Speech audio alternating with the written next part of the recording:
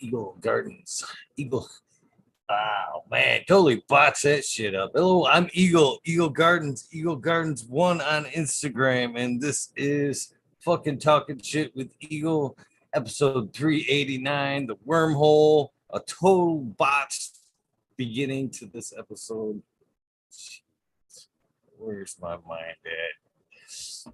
Cheers, everybody. Hopefully, we get a couple of you guys tuning in. Oh, I don't even want to watch that. Johnny Canna, Jack Greenstock. How you guys doing? Fred Pill. How you guys doing? Chat popped out here. Pop out. Windows closed. Done. Done. Hopefully you guys had a great Monday. What you guys smoking one? Backwoods, all good. Cheers to you, my friend. Let's see you in chat. Jack Greenstock popping in, growing me seeking knowledge. Cheers to you, awesome, good. Dad Goblin, how you doing? Cheers. What up? What up? Eagle. What up, Jack? How you doing, brother? I'm doing well. Good to see you. You as well, man. What you smoked down tonight? Funny enough, a little bit of Velvet Punch F2. I'm just de-seeding the first bud from, I've got some F3 seeds here. So it was a pollinated crop. And although most of it will be dry sifted basically and de-seeded, I'll take an occasional bud here and there and break it apart, pull some seeds out myself and smoke some of the flower, or in this case, vaporize some of the flower.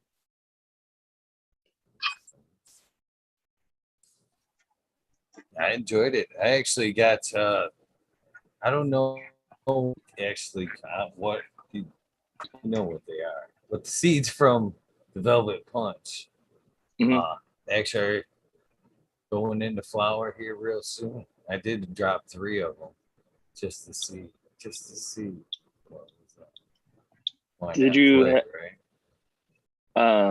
have any phenos that I know that you said as a tester, you normally run stuff twice before you give the report.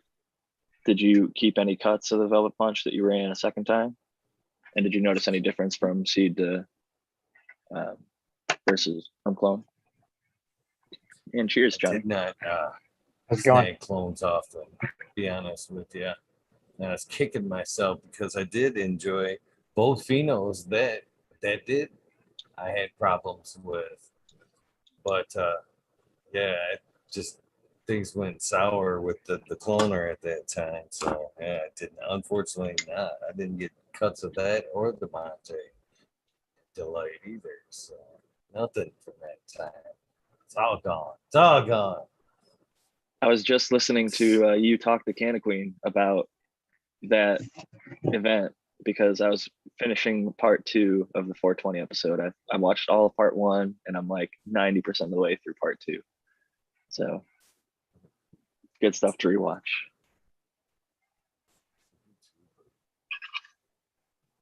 So how you doing tonight, Eagle? How you doing tonight, brother? Good. Getting some shit done. We've got a lot of stuff done today. Yeah, I did some running around, picked up some things. Bought the same amount of groceries I did last month, and it cost me $30 more.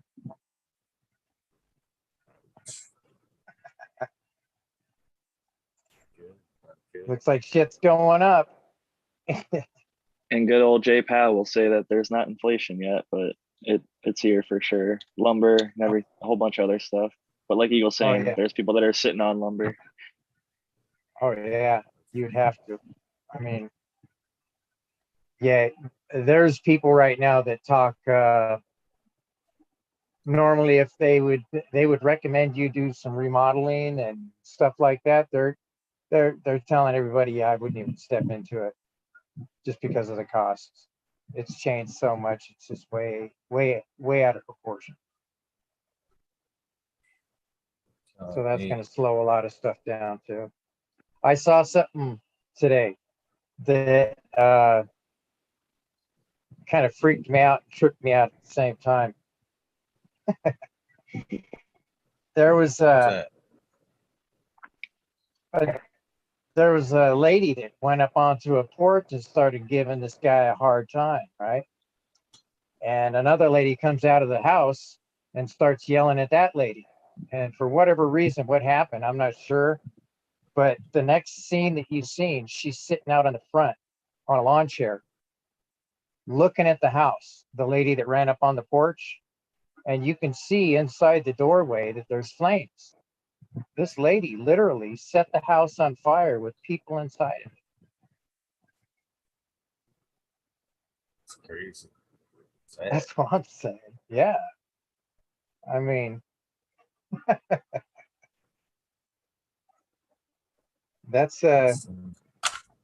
people are losing their mind, man. That's all I gotta say about things right now. You know what else So people are Jack, losing their tell mind us. about? That Jack, It's Johnny's Sandtech. Fucking shout out to, I think it was Weedus 207 or somebody else just posted. They had like roots in 9 days or something, and they made like a 50 cell tray thing using the sand to root their cuttings. I'm calling it Johnny Tech. Hashtag Johnny Tech, hashtag Sand Tech. it's not my tech. It's a fruit tree tech. I just brought it to the nation. No, it's Johnny Tech now. Nobody else was fucking rooting no cannabis clones in sand. And you're fucking over here.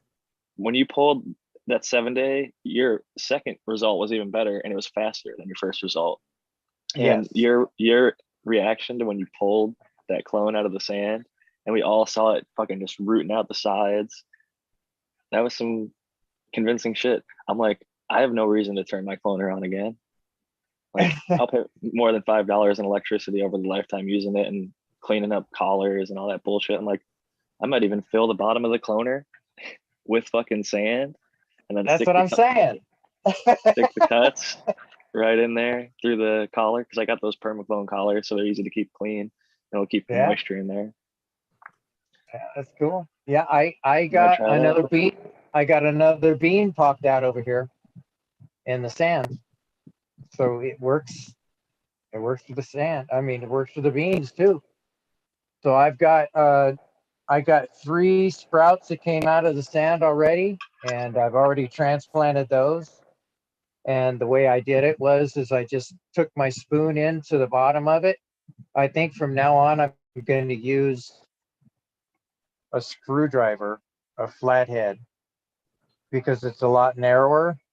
It won't do as much damage if I do anything. You know what I'm saying? So I'll be able to poke in and kind of lift at the same time. And I think that'll work out better. But I took them out and then it worked out great. And they're already doing good in the new medium that they're in. And of course I transfer a little bit of sand with it, so it's got the same stuff right there around the roots, you know? And that's part of a natural base soil, sand, salt, and clay, and then the organic matter, you know? So, I mean, it makes sense that it is working. I just wouldn't have expected it on its own to be so effective, but it seems like it's working great. And they use it in other industries, so it makes sense. Yeah. And they've been using it forever in the fruit tree business, which is something that I just found out. And that's why I like to watch a lot of the garden shows, because I pick up different little tips and traits or tricks, that I can transfer them over to us, use them in our area.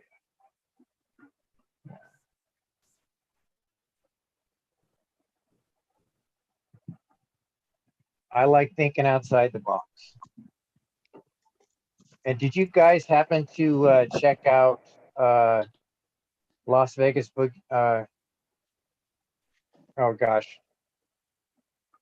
no, I can't even think of his name all of a sudden.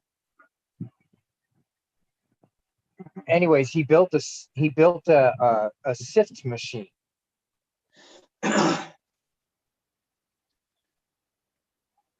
I've seen lots of people build sift machines.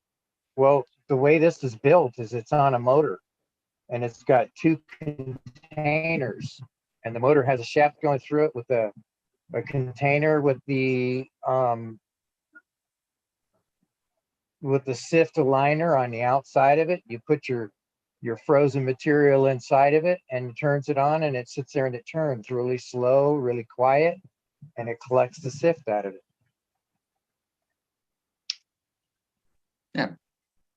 I've seen Yeah. that, the pollinator or tumble now, or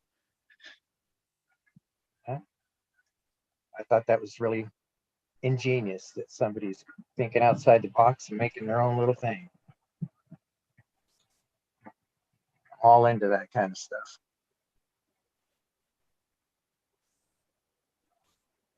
I was actually interested to hear Breeder Steve talking about people using, and himself, liquid nitrogen because it was so cheap and accessible for culinary purposes. And then also, I really liked what he had to say about particle separators and all this stuff existing in other industries. Like we were just talking about with gardening, you took tech from another gardening sector and used it. He was talking about using particle separation, which they use for other things and have really established. So like for dry sift, the particle separation stuff in other industries, they've got really down. Like somebody asked, and it might even been Red Pill, about static tech. And he mentioned that that's when he brought up the particle separation, if I remember correctly. But it's fascinating that there are other industries out there that me and Breeder Steve on the same panel together. Maybe it wasn't you. It was on 420 on Eagles, part 2. Someone asked. Well, I've definitely mentioned before liquid nitrogen. A lot of we talk. Certain things turn people off. A lot of people, as soon as they hear about liquid nitrogen, they're like, "What am I going to freeze my hand off and it's just going to shatter?" Like that kind of thing. Like, nah. No. Actually, to make everyone feel more comfortable, you can look up a video about like liquid nitrogen being safe. And there's a guy that literally fills up like a little Dixie cup and splashes it in his face. And he goes through the whole physical, whatever description of what's going on. And when a cold liquid substance hits like a heated substance, it creates like a gas barrier that protects you from the cold liquid of whatever it is. But it's like one of those like click, triggers. It's like, oh, someone's gonna fucking splash liquid nitrogen in their face. But then you watch the video and everything turns out fine. And he explains why. The scientific explanation. Interesting. But yeah, I feel totally safe around liquid nitrogen. Like I said, that's how I would prepare live resin for solvent extraction. So you can technically do the same thing in a tumbler, dump a whole bunch of liquid nitrogen on a fresh clipped buds right off of living plants. It's going to make them little ice rocks. You tumble them in a tumbler. There's only one problem. You're getting frozen ice crystals with your sift. So then you're basically making bubble ash in the form of dry sift. So now you have to go through a preparation of drying or making that dry sift dry to not let those ice crystals just melt and make water and hash mixture. I've seen some of those tumblers that inject CO2 in there to get it super cold. And that's one process. But a lot of people, the thing that turns them off about liquid nitrogen is not so much the safety of like working with it. It's they just don't like any solvents at all. They'd rather go pure dry sift, like with just the air. Classify that as a solvent. It's just a mechanism of getting material cold. The air itself is 79% nitrogen. I wouldn't know why people would be turned off of that. Water is the universal solvent. Yeah, well, there's no solvent. There's literally nothing. There's literally no solvent. There's no solution with liquid nitrogen and cannabis. There's nothing coming into. There's no solubility of something in liquid nitrogen. It's just something that's gas turned into a liquid. I think if people were categorizing it, like if you went to a shop and they're like, "This is liquid nitrogen extracted," people would consider that like a solvent. That would be a misterminology of the word extraction. There's no extraction in a liquid nitrogen sifted process. You're just saying that liquid nitrogen is there to assist the dry sifting. It's just getting it cold. It would be, well, even like people would call like essential oils an extraction, but it's not. Essential oil is a definition for steam distilled oils. And extraction would be those oils that were pulled off with a solvent. So in essential oil chemistry, there's essential oils, that's anything that derived from a steam distillation. And then there's absolute, and that's derived from solvent, extraction, either alcohol or hexane. But yeah, liquid nitrogen should never be conflated as a solvent.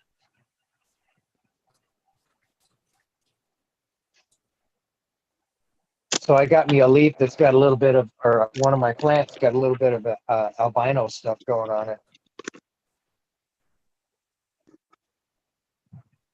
It's kind of cool. Leaf variegation, is that what that is? Is that what that's called? I don't know, or did you spray something on it, Johnny? What'd you do? Oh, no. Phototoxicity or leaf variegation? Yeah, I didn't spray anything on it. I'll show you what it looks like. Rather interesting.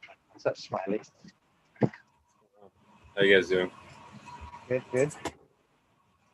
Monday. Yeah, check that baby out right there. Look at that. Rather cool, huh?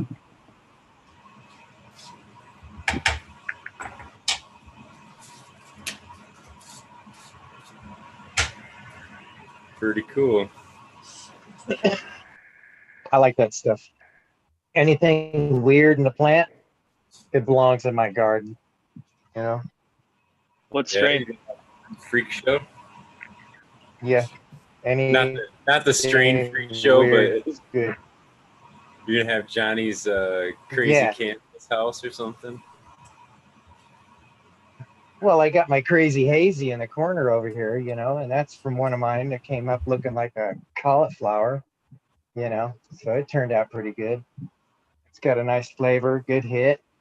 When it's midway into flower, I'd say about maybe 2/3 of the way in there, it gives off a really sweet aroma. Nice. And then it starts hazing out on me after that. Starts changing.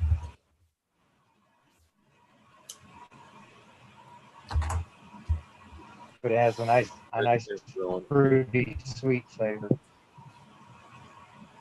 I love that.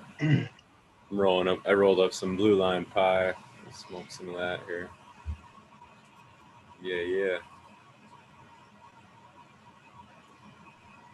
Blue Line Pie has some damn good smokes, man.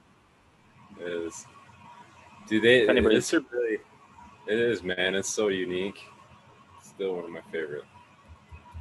I've got one of these things that sometimes people use on joints. I think they call it a mouthpiece. It's from Moose Labs, and it's funny because I've always been told vaporizing is like a lot better for your health, blah blah blah. And like I was a bong smoker as well as a vaporizer, but now like 95% of what I do is vaped. And I got myself and my wife one of these little things for the bong to it like filters the smoke or whatever that comes through, and they have these little things on the top that normally you'd have to replace if you're smoking, but I've had it for a few weeks now, and vaporizing it doesn't get dirty at all. But my wife's bong over here, I'll show you. Oh, her mouthpiece isn't even in there. I bet it's all surprising what gunked that up. I'm sorry, Smiley, what? I was gonna say, I bet it's surprising what that shit catches. Yeah, no, I'll go find it. It's around here somewhere. Maybe turn on the lights.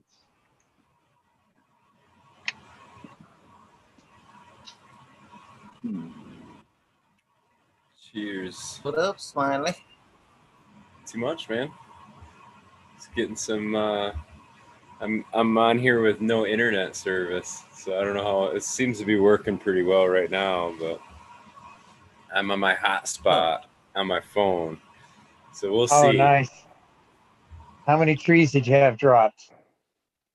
There were pretty much 4, and then Four a of row them? of like shrubs and stuff was all pulled out. So yeah, I had trees cut down today, and they one of the branches. Well, they had to disconnect the cable line in order to get the tree out of the way.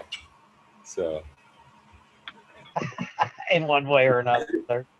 I didn't tell the cable company that a branch fell on it and snapped the cable line. I just said, well, I had a tree removed today, and they said they had to disconnect the cable line, and that I should call you guys to get it reconnected. So that's I just.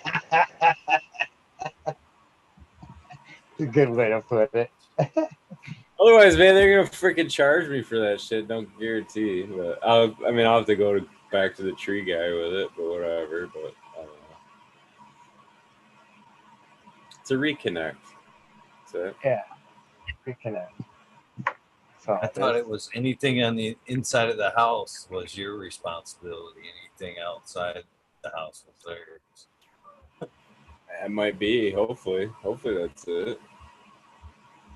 That's what they tell me when, like, if I have them call about my internet and there's a problem. Well, if the problem's inside the house, we're gonna have to charge. But if it's from, the box to the house, well, it's us. Well, your problem's outside the house. It's that motherfucker that's hacked in there and keeps fucking with you. And I had to it took me a minute to actually set up my VPN today. I actually had to go through and delete my cookies and shit like that before it would fire up today. I was like, oh shit, getting tricky. Yeah, it's real. So it was so the cable line, the internet line was the only thing. Did you have them drop and leave, or did they take everything? No, they took everything. So, Like it would. Stumps ground, and I'll have all that shit, but I don't know. I had enough going. I didn't want to move around a bunch of fucking wood chips.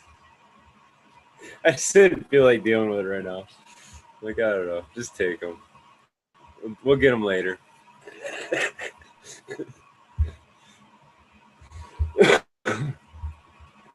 But I was thinking of using them around the yard, composting, I had big ambitions for it all, and then I was like, it kind of sucks fucking shoveling wood chips like that. No, totally unrelated, but coincidence. I had a cable outage too, cable and internet outage. A few hours, maybe like 5 hours. I don't know what it was caused by, but just ironic. Same thing kind of happened. Might have been. It has been windy the last few days. It did pound down a storm too. It was nice kind of all day. And then a storm came like right around when it got dark, 8 o'clock, sometime around there. But power was out and back on before then, so I don't know what caused it. Nice. Yeah, it was raining cats and dogs. It's raining cats and dogs here right now, to be honest with you. Which kind of screws me because I'm sure I'll be able to find a dry spot. But I've started my war against the vehicles already. I sent one in yesterday, and having all the brake lines redone, ball joints fixed. I'm like, fuck it, since you got it, you might as well. You'll have the tires off. Might as well do those ball joints for me. I was gonna do them anyway. And then on the one truck, I slid under there today. That fucking Hummer, I hate that Hummer. Fucking, but I reach under there and sure shit, and I've been hearing a lot of vibration or feeling, I should say, and a clunk. And I was hoping it wasn't a transmission, but I slid under there today, and there's a lot of fucking play in the drive shaft in the universals. So I went and got me some universals today to work on that vehicle, and I've ordered some training parts for the other vehicles, the other truck, to kind of get it running. So hopefully I have the whole arsenal running here within the week and a half. Tired of this war. I'm going to win this time. Fleet is back in service, huh? Get that going. Be good. I don't blame you for shipping it out, man. Brake lines and ball joints, that's two shitty ass jobs to do. Well, I don't mind ball joints, but man, that brake line where it meets at the ABS system module at the underneath the truck there, where they all gang up.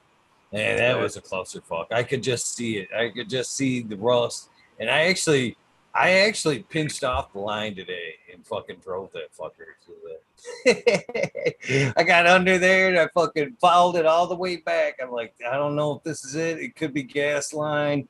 I'm getting close. I'm feeling wet. And then it snapped. And I was like, that was it.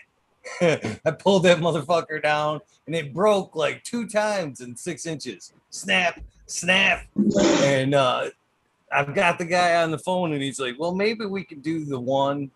You know what I mean? I'm like, fuck that, man. I drive that thing fucking everywhere. I don't want to be halfway across the state when the next one goes. You know what I mean? Right. Besides that, I may want one of my daughters to drive it. And I especially don't want one of the motherfuckers breaking when they're in it. So yes, well, fuck it. The next one's gonna blow, and you got to do an emergency stop too. You know what I mean? All of a sudden, you need your fucking brakes. That's when they blow too. You jam on them so hard or whatever, you know. Yeah, that pressure, boom. Yeah. But ball joints aren't so bad though. I mean, especially removal. I mean, anymore you can press them up, man. Them lowers. No, mine are pressed in. And all my vehicles, they're all pressed. And then they're not hard to get out. It's getting them in's the other. I got a press. But yeah, I usually fucking take that fucking mini sleds to them bitches and fucking 3-4 good strikes. You could usually have them fuckers laying on the floor with the fucking mini sled. Save a little time. Yeah.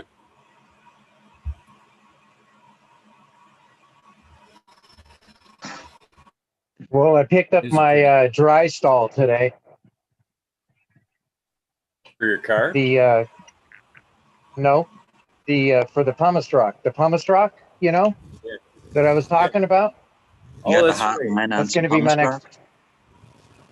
Yeah, that'll be my next experiment kind of thing. That's it right there. That's how small it is.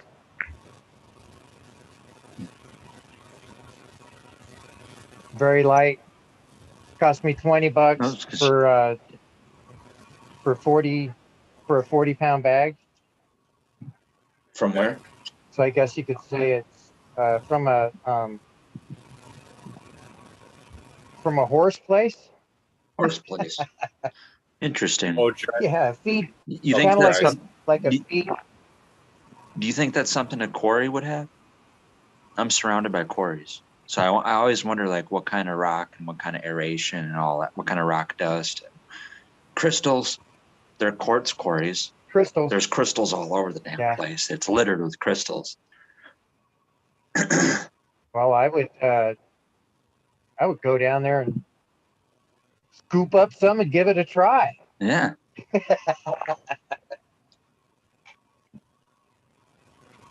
You know. Mm-hmm. But I want to know if that's the place to go through for like that kind of granular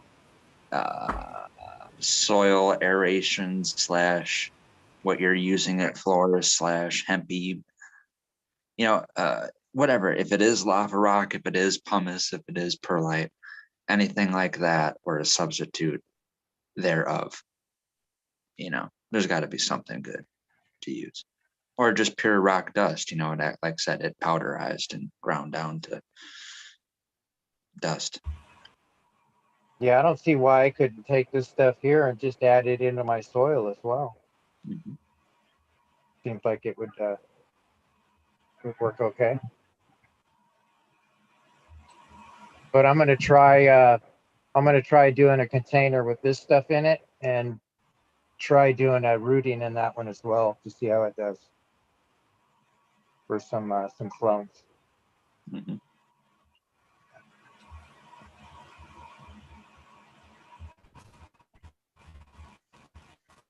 Gotta try.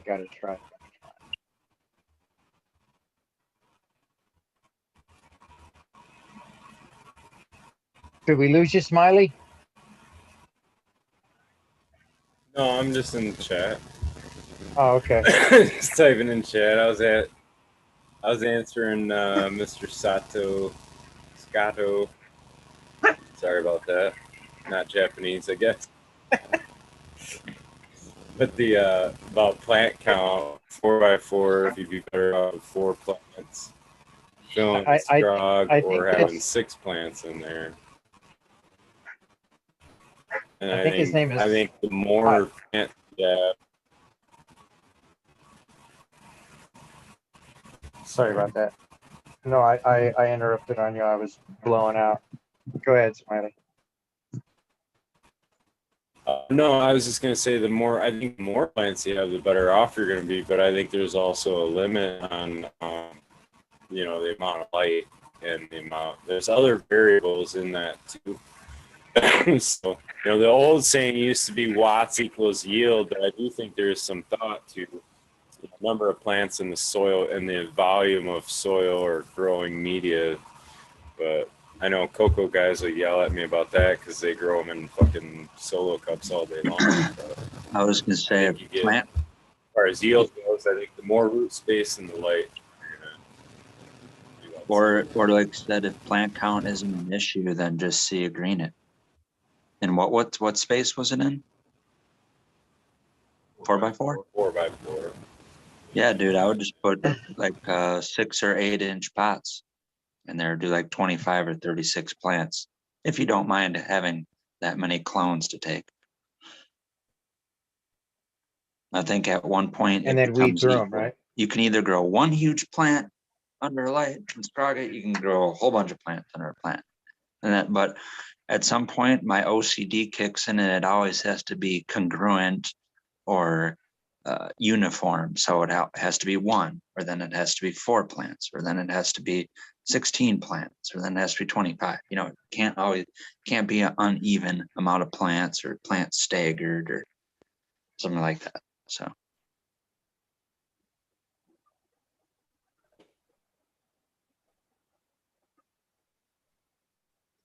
I guess anything after that, I guess it's only veg time that you would consider.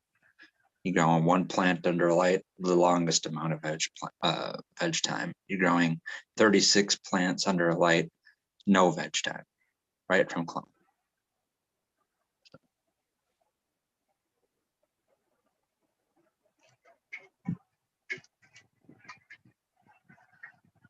That's a whole lot of clones. Of course, I still got think there's quite a a lot of few. weight to put with what Grandmaster Level is talking about with the amount of watts that you have is one of your limiting factors. So your light availability, and then the other thing that he found as far as like reaching yield, and he was using peat moss base, I believe, like Pro Mix or whatever, and he was finding that 60 gallons of soil media was what he found was great for 1,000 watts.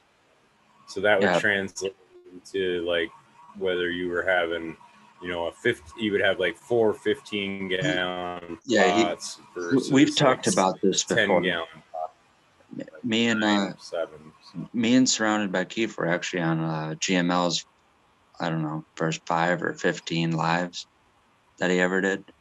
But we talked about the same thing because back then I was growing in a 3x3, the 315 ceramic metal halide, and I was growing 9 2-gallon plants. And he did the equation. He's like, okay, yeah, 9 2-gallon plants. That equals, we said whatever that would be, 18, 20 gallons a plant, per that 315. That was in his container space to wattage ratio that he liked. Right.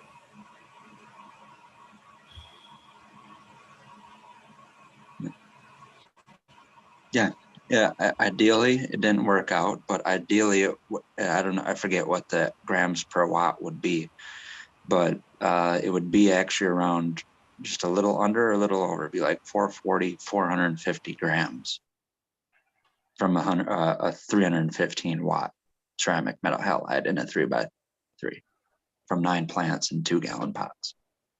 obviously all the same variety, and how I usually did plan it, or topped twice to get 4 colas. So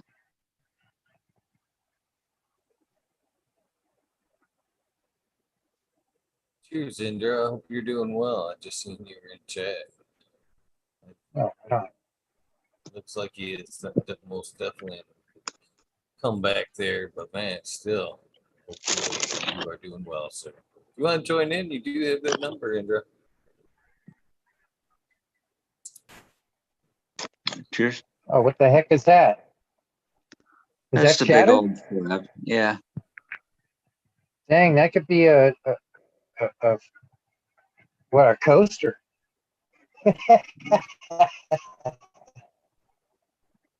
Dang, that thing's I don't know huge. how much Like a this piece weighs. This is a finely smaller, sliced rock slice. That's what it thinner looks like. piece. When it's thinned out, it's not as thick and dark. Wow. Pretty nice. Yeah, it is. I just broke off a dab. I had the instinct to hear Indra, and I have BHO sitting in front of me, so it's gonna provoke a dab.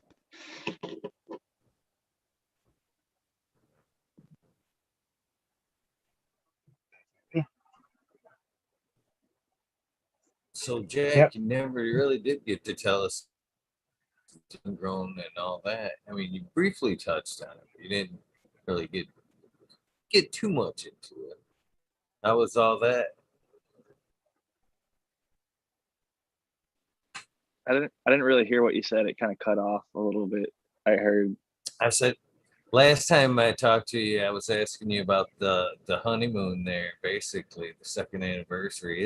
Was it slash honeymoon? Second anniversary slash honeymoon? I thought so. So I never really got to ask you about I started asking you about it, but I don't think we really discussed when you made it up to sun grown and all that. How that went.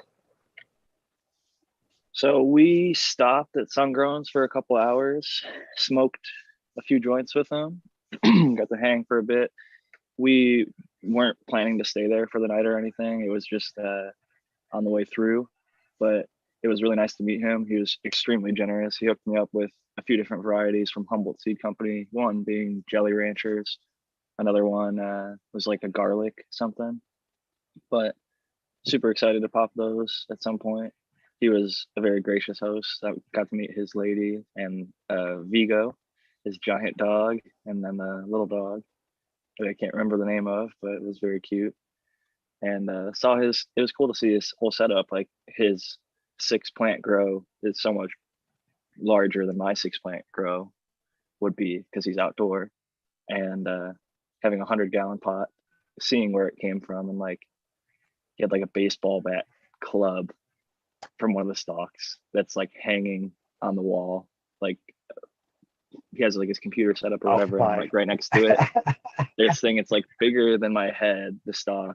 And it's literally like, I want to say where he cut it and, just the carcass, there's like some nubs on it and stuff. And it's probably 5 or 6 feet tall. And this thing is like super light, but super solid. It's just like crazy. It's dried out over time, but he was a super cool dude and had great smoke. I got to smoke on some of the, I think it's Cosmic Blue or something. It's one of Humboldt Seed Company's Gorilla Glue crosses that he really likes, and Sun Grown he rolls up some fat ass joints. So we had a good old time. Took some dabs on the Puffco with him, and I wish I would have had more time. We were kind of just bouncing around up there, We only had so much time. I stayed over at Aaron the Grower's place for the night, one of the nights on the honeymoon. It was cool to meet his wife and child, and got to see his spot off grid. He's like true off grid living, man. He's up there in an undisclosed location, and man, it was a great fucking time. I have in the Curador next to me, I have this big old, I'll pull it out. Fuck it. I have this giant glob of hash rosin from the very generous Aaron the grower. And we've also got some high CBN RSO. It's got like 7 or 8% CBN from Aaron. And he gave us a few syringes of that, so a couple grams. But then this is probably, I'd say, a little over an eighth still of some hash rosin. And it's a little dark. I guess he said this was his second press, but it's still like delicious. And it honestly, he had the first press stuff with it, and I preferred the second press. It got us all a little bit more medicated, I think. Hit a little bit harder. Something about that decarb. Less terpy, but still really flavorful. It's Garanimals. It's got a little bit of like a cinnamon note, a lot of gas, fuel. All I'm smelling right now is Velvet Punch stuff. Like grape, floral, gasoline. My rolling That's trail is awesome. like the old times. He's off.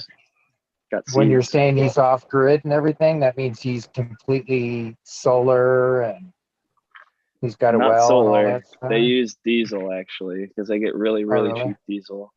They have generators. They're gonna transition, I think, in time.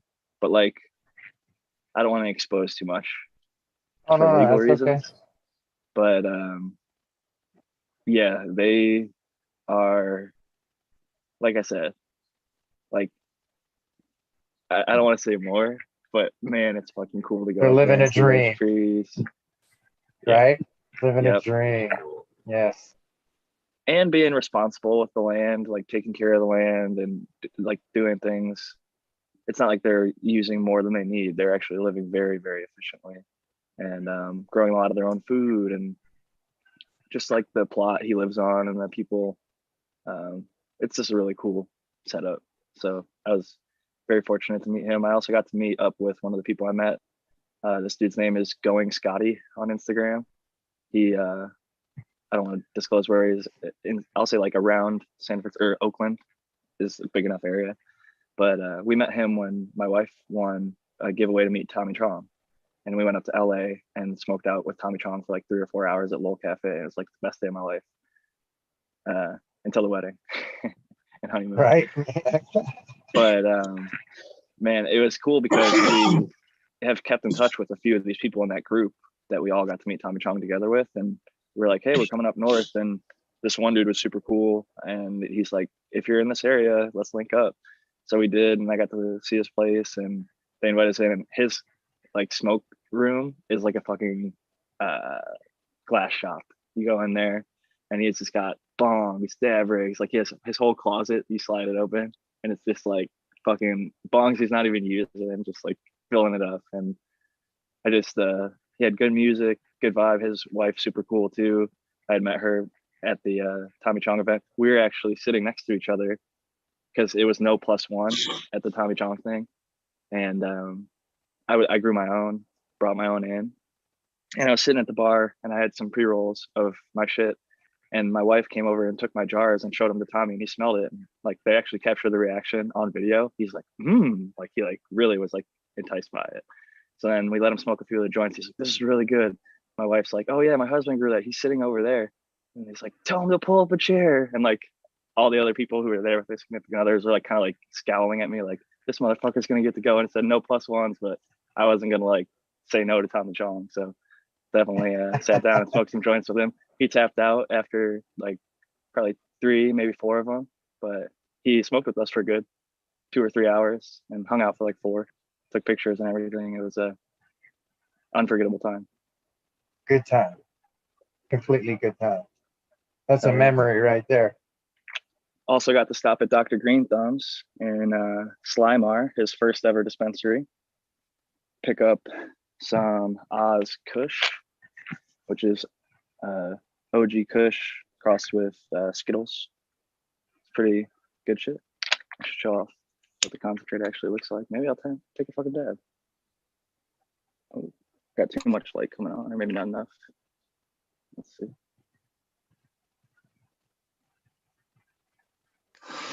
Oh, it's I got think the there's a drip lid seal. on it. Yeah, Drip it's got the seal. lid on it. There you go. I was going to say it's pretty white. There you go. You can see that. Yeah, some of the That looks lids good. have these to trap the terps in there. a little bit better. But yeah, it's citrus, fuel, some good stuff. Have you ever had a green dot from Colorado? I have not. Everybody talks very highly of them. Russ Jeff. I I was gonna heard say, you just didn't hear it from me, right? Other people, right? no. And somebody else was like, "Oh, I think I was just watching. I swear it was you on the 420 episode talking about it, or maybe it was somebody on the late sesh was talking about when they lived in Colorado. They like green dot as well. Yeah, I've definitely mentioned Oh, it. It's really, really good. When I went to Colorado, that was the first taste of something that reminded me of something, that came out of my garden. When you kind of get, I'm sure this is a common thing with everyone, you get disappointed when you go to a dispensary and see what's on the shelves.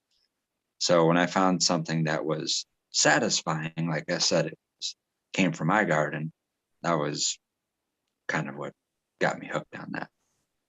And then it ended up being something where, like, yeah, me and this guy have to have the same palate, because he was doing a bunch of Bodhi strains, a bunch of DNA strains, a bunch of TGA strains. Like, it was like we have the same palate, fucking strains and flavors. it was Brothers Green. Rasta Bob and Cass both had green dot on 420. And Cass was like, "Oh, I miss green dot." I think she was in Texas, so maybe she has different concentrate, but she's like, I think I saw, of green I dot. think I saw her with that, and then that made me nostalgic for it. Yeah. That's what it was, Eagle. You remembered it correctly. I'm fucking up. I'm over here fucking all medicated, feeling good. Velvet Punch is some Sony shit for a purple plant, but I was also smoking on some other stuff. So. I was also going to tell you, Jack, I haven't had someone on Tommy Chong's level, or at least someone on that kind of appreciation for weed, but there was an incident where Joe Rogan and Joey Diaz, well, Joey Diaz didn't as much pass on the opportunity to smoke as much as Joe Rogan did. I offered it to him. I'm like, man, you turn down everyone's weed. You think everyone's a cop. I got this fucking homegrown that's just as good as anything you got out in Cali. And he's like, no, I can't do it. And I'm like, I thought so. And I turned around and went up to Joey Diaz, and before I can even get like 3 feet from him, he's like, "You smell like reefer, cocksucker."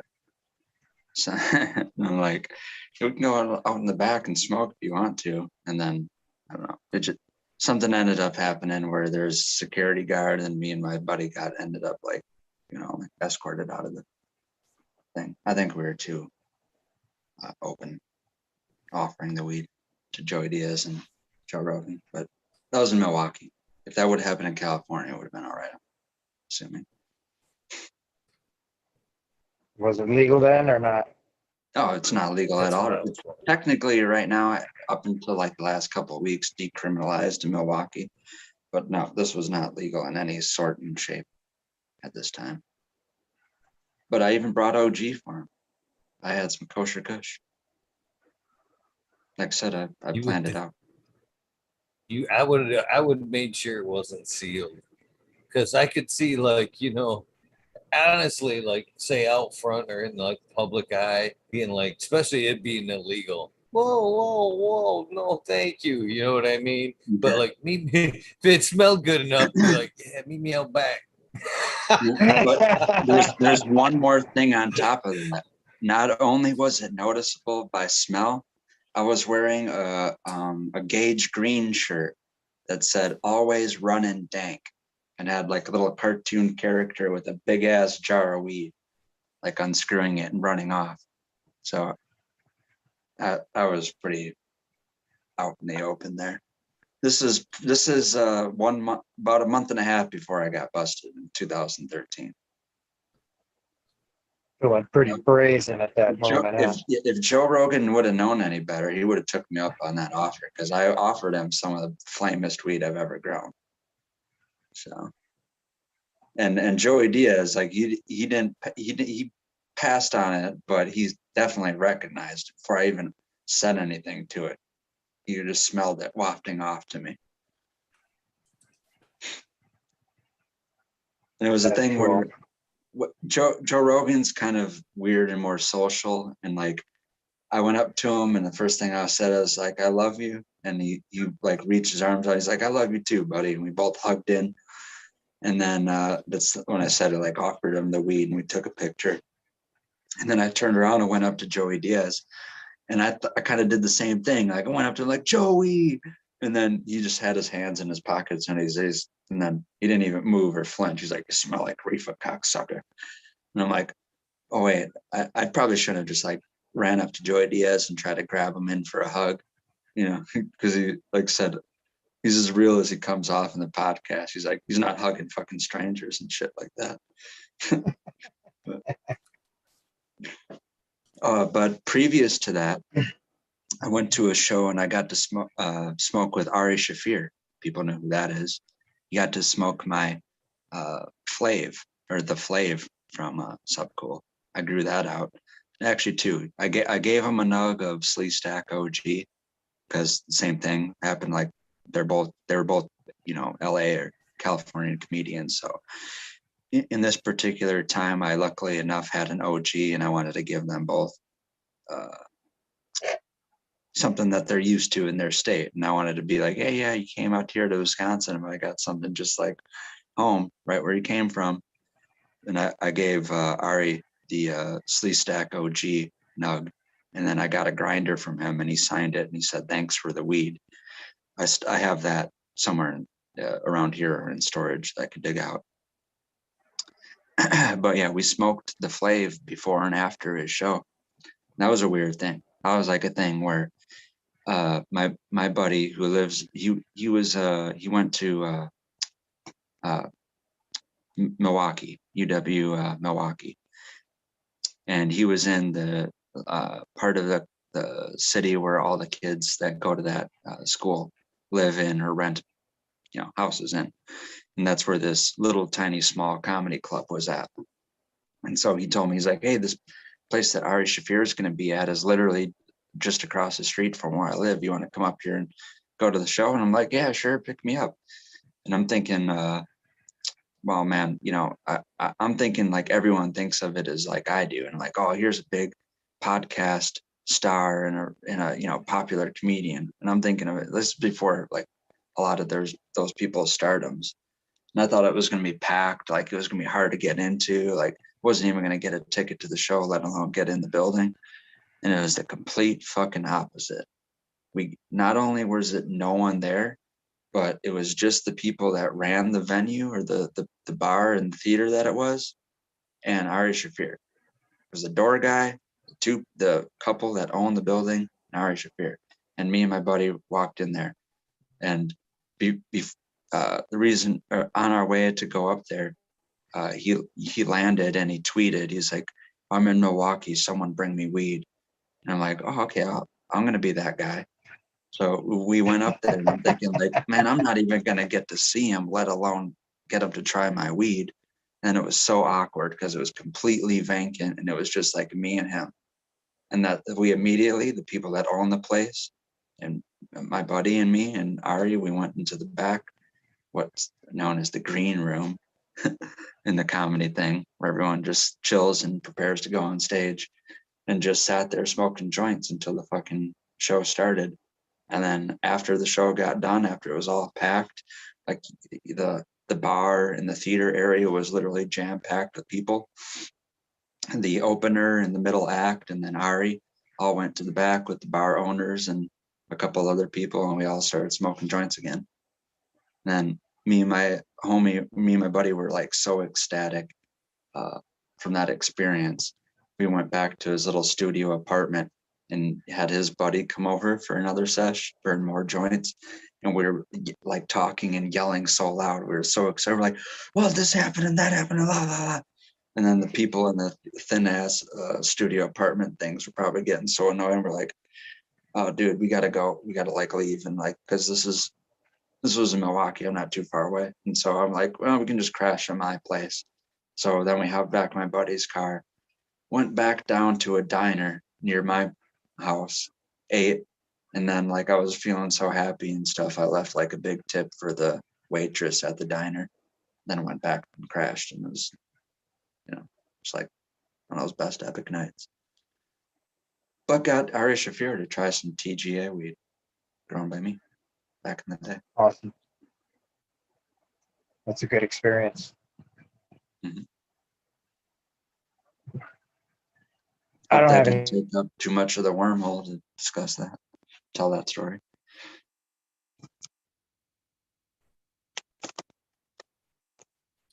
Paul I'm Gary exhausted. McCarty a pack of sweet tea. Who did you do? Did you say Cardi B? Gary McCarty. Oh, No, I Gary heard Cardi McCarty. B.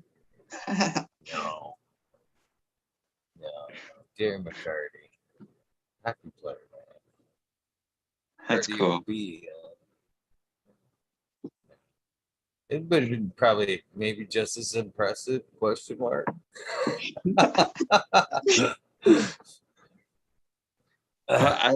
Yeah, and I didn't know if there was going to be nowhere to top that if that was the case. Like, I don't got nothing. Yeah.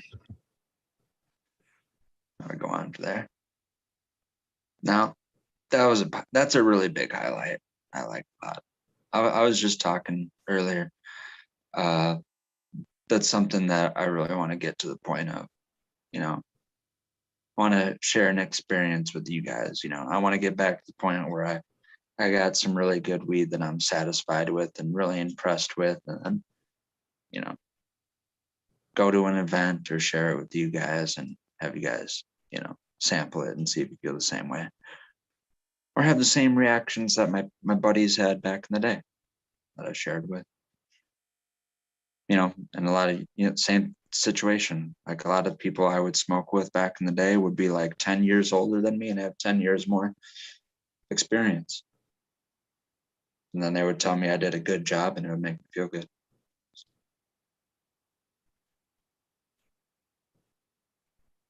So, just out of curiosity, because we're still kind of chatting about it, it's not really your favorite artist, is it, Smiley? What strain would you, Palmer? Be honest with you. You had some that which would you be like, oh, Cardio B, you gotta grow this brain. I'm pretty sure me and Cardi B would have like zero in common. And no, she's no, that's not right. Some of them chicks I think are just nasty. That's an unfair assumption. That's an unfair assumption. How do you know? What do you mean? Might be able to on my pass side. the joint. You both like to have fun. Go. Who's got And it? get high. I don't know, Smiley. You'd be surprised. I'm sure I could sit and have a joint with her and talk and whatever, carry a conversation. Maybe, I don't know. I'd probably get all nervous, just fucking starstruck, just because. You know what I mean? Just cause, like, I don't know. It's weird how that is.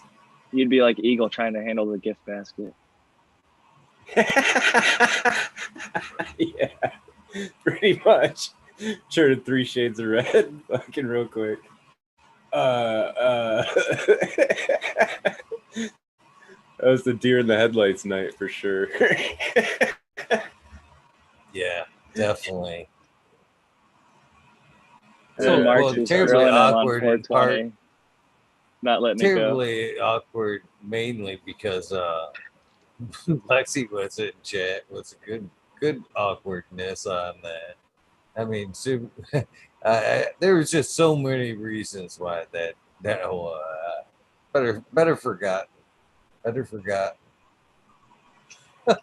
better Gone forgotten but never episode. forgotten. It's never getting forgotten. No, fuck no. That memory will stay around long time.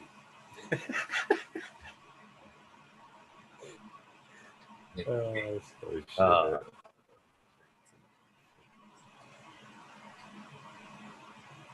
We all learn lessons in our growth on the path of becoming better at what we do, So I think it definitely made you reevaluate everything in a good way. So something good. There's a silver lining that came of it. Definitely. She was actually in chat a few nights ago. It actually Shout out to staggered Canna Butter me. Babe. I hope so. Just it staggered me almost just as much. I mean, for about 20 seconds, I was like, really, really, and I was like, how you doing? I actually invited to watch the last night's episode, or was it last night's episode?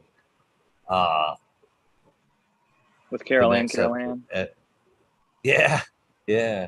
It's like there's another edible episode coming up. Oddly enough, after I thought about it, they're both butter episodes. I'm surprised. Yeah. That was the first drag queen appearance on the show. I thought that was a good diversification.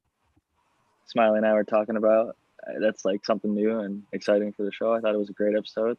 That was actually one of my favorite episodes. I thought they were endlessly entertaining last night. Couldn't have asked for It was better a good guess. show. They've definitely got a niche, like I said. I really do hope they start that YouTube channel, that cooking channel. They said they've got it going. Yeah, that's cool. Like I don't mean to sound like a dick, but and this is just totally my ignorance. I'm not meaning anything, but like so they do drag, but they're not exactly trans. Is that kind of the way I understood that? Is there a difference? So there? drag doesn't have to do with sexuality. Drag just means dressed as a girl. DRAG typically. Okay, right. So like a drag queen is typically a man dressed as a girl. And then there's like what they call drag kings. So it wouldn't be dressed as a guy instead of dressed as a girl. So a drag king would be like a girl dressed as a man. But it doesn't necessarily have to do with sexuality or orientation. It's more a performance. Although I would say that's what I was kind of understanding. Yeah, because they said they performed as drag or whatever. And that was kind of, I don't know. I guess at first when Eagle told me about it, I was like, oh man, this is going to be great. They're going to come on all like, you know what I mean? Totally in costume or whatever. And then when they came on, they weren't. And I was like, that's cool. You know, like they're trying to not fucking shock everybody or whatever and be cool. It was cool. They had the little cutouts in the background. That sank in a little more that's more of like, yeah, that's more of like a different entertainment personality, I guess, for them or whatever. So I don't know. I'm naive. That's what I mean. I don't know. Nothing wrong with it. It's cool. Oh, you putting the book it's like back when I there? get my production value, I could be like, hey, like there's 50 Strands of Green, you know? Like they had their like cutout in the background of them in drag. I just thought it was awesome. My wife's a fan of like the RuPaul's Drag Race. I was telling Smiley. So I watch at least a little bit of that here and there when I'm with her. So, and when I was a resident advisor in college, there was only one other male RA, like the people who advise the freshmen typically, but I had the international floor. Anyway, the only other guy happened to be an openly gay man who was super cool, but we got roomed together in like this studio apartment because they give you a free spot to live as part of like being the RA as part of your pay. So I got to know this dude, and he was also really into RuPaul's Drag Race, and that was my first time ever being exposed to like the drag scene, drag queens, and all that. And I'm from Ohio, which is Midwestern, and I moved to California, which is, you know, on the West Coast, which some people call the left coast. It's a lot more, I'd say, liberal, especially in the college settings, than where I was used to being. But I love all people, and you know, I don't judge anybody. I think it's really, like I was saying to Smiley, what I think is really interesting is it reminded me of the cannabis scene in a way that they were both looked at with so much stigma and stereotypes and misunderstood by the outside communities, family together, where no matter what, if shit went down, they would look after each other and they loved each other and they had this community that was really strong, and like not everybody understood, but they would go to these events and they would travel and they would do just like we do.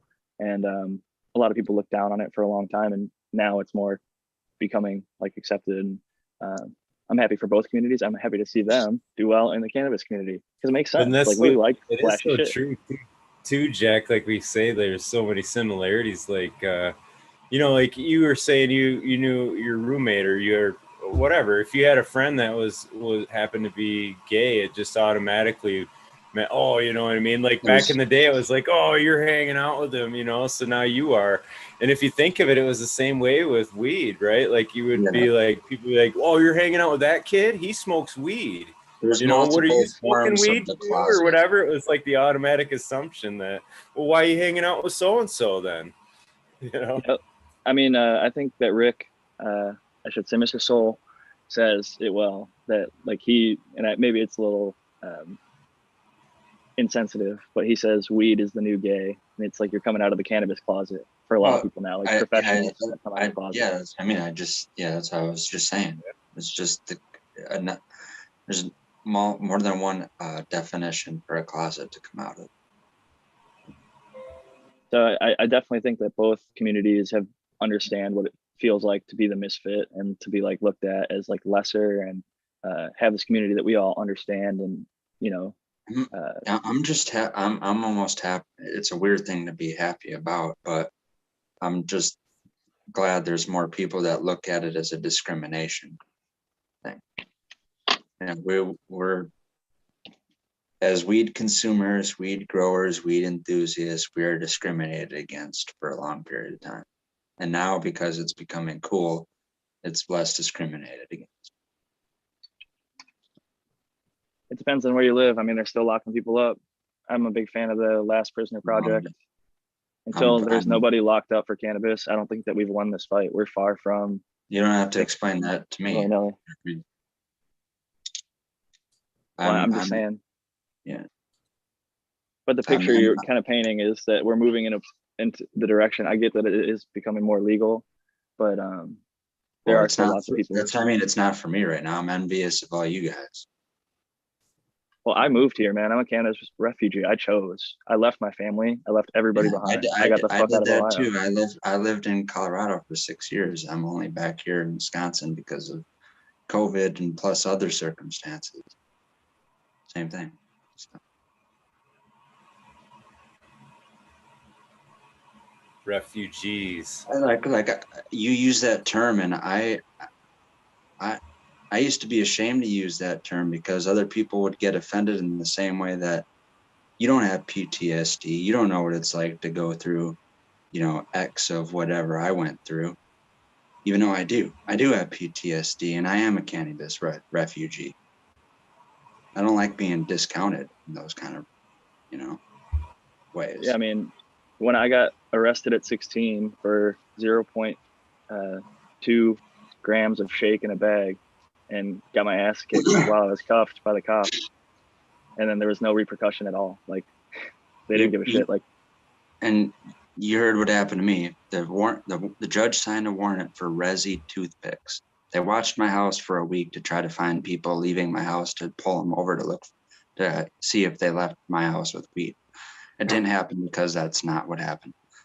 You know, they kicked down my door because of resi toothpicks that they found in the trash can for me cleaning out a bowl, and they pulled me out of the shower butt naked. So that's bullshit. That's fucking bullshit. I don't know. I guess what you do as a cop when you're in the shower, but fuck, man, let him get some fucking. Well, that's the thing. He took me right out of the shower and then made it an awkward ass situation where he allowed me to dress in my room with him literally like peeking through the door to make sure I didn't go for any drawers or doing any like pulling things out or stuffing things in type of activity. But which they never know, man. Like I get that, you know. Like I was gonna say you're lucky they didn't drag your naked ass through the street. Unfortunately, that's happened to many. Subpool got his ass in boxers, cuffed, and sat out in the hot fucking sun with his poor health. Like they don't ever treat us right. They don't treat our families or our dogs or pets. The first thing they do is shoot the dogs to demoralize the people. It's like it's still so fucked up. They still raid. They still have camp in California because they legalized. Now they're going after the Prop 215. Or formerly medical growers. They changed the regulations, and now they're trying to get every single tax dollar out of it and squeeze out the formerly legal medical market that now has become mostly illicit. But there is still a small, but much, much smaller than before medical market. But we all have a long way to go, I think. I literally, Country I'm just and thinking of it states. like, do we have a promised land? I'm young, you know, I'm 30 years old. Like I said, I feel like just please. Oklahoma. I know, I know that's. I'm torn between 3 states right now. All my shit is still in Colorado. I still have a storage locker of the rest of my glassware, all my growing equipment, clothes, mattresses, dressers, all that kind of shit. So Colorado, Michigan too, because like I said, I'm in Wisconsin. I'm 2.5 hours to being into Michigan, where I'm at, and then Oklahoma. So one of those 3 is going to be the destination if Wisconsin doesn't go legal by 2023, like we're supposed to. There's a lot of people who are not not optimistic at all about that. What's your actual game plan? Game plan? Like Oh, for like- the next year? Because we were talking like in the past about you can't grow, you're not able to grow now, but you want to. I'm glad you said What's in the a next year. step forward? A year, okay, a year is a little bit more, you know, like more short of a time to say like where I want to get in the grand scheme of things. In a year, the most optimistic I could be is if someone is listening to this in a nearby state where there's some legal activity going on and doing something hemp wise, medically wise, consulting for recreationally wise. That's about the best I can do in a year's span of time. Like I said, the best outcome here where I'm at legally is going to happen in 2023. If it doesn't happen in that time, then I got to move again. I got to go to Oklahoma, Colorado, or Michigan. Do you plan? Well, we were just talking about within 1 year, and you're saying that you're planning to be in another state, so it won't matter if they wait till 2023 if you're going to be in Michigan. No. In a year's or- time, it'll decide if I need to go to another state. You know what I mean? I see. Yeah. Like I said, in between that, well, let's say like from tomorrow to a year's time from now. That's what I mean. I'm optimistic if I'm somehow lucky enough to get some kind of consulting job for anything pertaining to cannabis or hemp, medically wise or hemp wise in the extraction extending to breeding realm. You know, if anyone wants help or needs, you know, lessons and that kind of thing, that's the best thing I can do. My most optimistic goal in a year's time, you know. I have a random question, and I don't know if you've talked about it on your episode. I watched it, but I don't remember if you brought it up. Like Eagle is kind of a tradesman. Does anything from tile to woodwork and everything in between. Smiley kind of worked with automotive. I kind of provide services and do other things.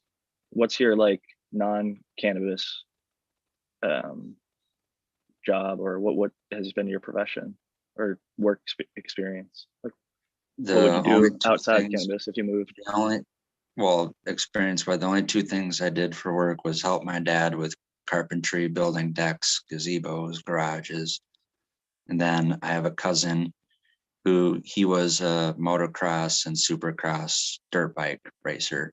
And it didn't work out because my aunt and uncle sold the business to other people since time. But when he became like adult age, my aunt and uncle bought him like a motorcycle or a motocross shop, like, you know, repair shop / parts and accessories type shop. So I worked there and I helped my dad do carpentry stuff. But both of those I only did between 15 and 17. Since that time, I never had any type of job. If that's the question, I'm answering it correctly. Yeah, I was just curious, like if you do go to a new place, if I know for me personally, like most of my income, I'd say 90+% of it doesn't come from the cannabis space. Mm-hmm. So like my bill is foot by other work, so I can play around with my hobby and also then have time to, you know, make consulting and write books and maybe even sell seeds or whatever it is. But before that happens, I'm just curious because like I'd love to see you growing again. I could hear in your voice how much you want to get back into it. And Yeah. it's just it's good to say it out loud, because a lot of the times it's like, I hear you're saying like, if I do this, or I could do that, but I feel like if you put an idea out there, like within a year, where am I going to be? Like, how do I get to that next state?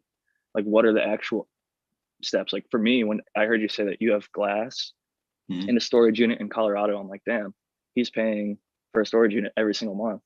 Like I can only imagine like what it costs. And maybe it's not a lot, but it is just money kind of eating away each month. So it's like, that would be something to, It's at less least than, one it step, is one thing on the checklist. considerably, it is less than rent that I was paying there though, technically. So yeah. But there's more to be said about that. And yeah, Do you think you'd go back to Colorado? Because like that was my thought, was like, if you have that stuff there, then you could set up there pretty easily, because you wouldn't have to buy as much.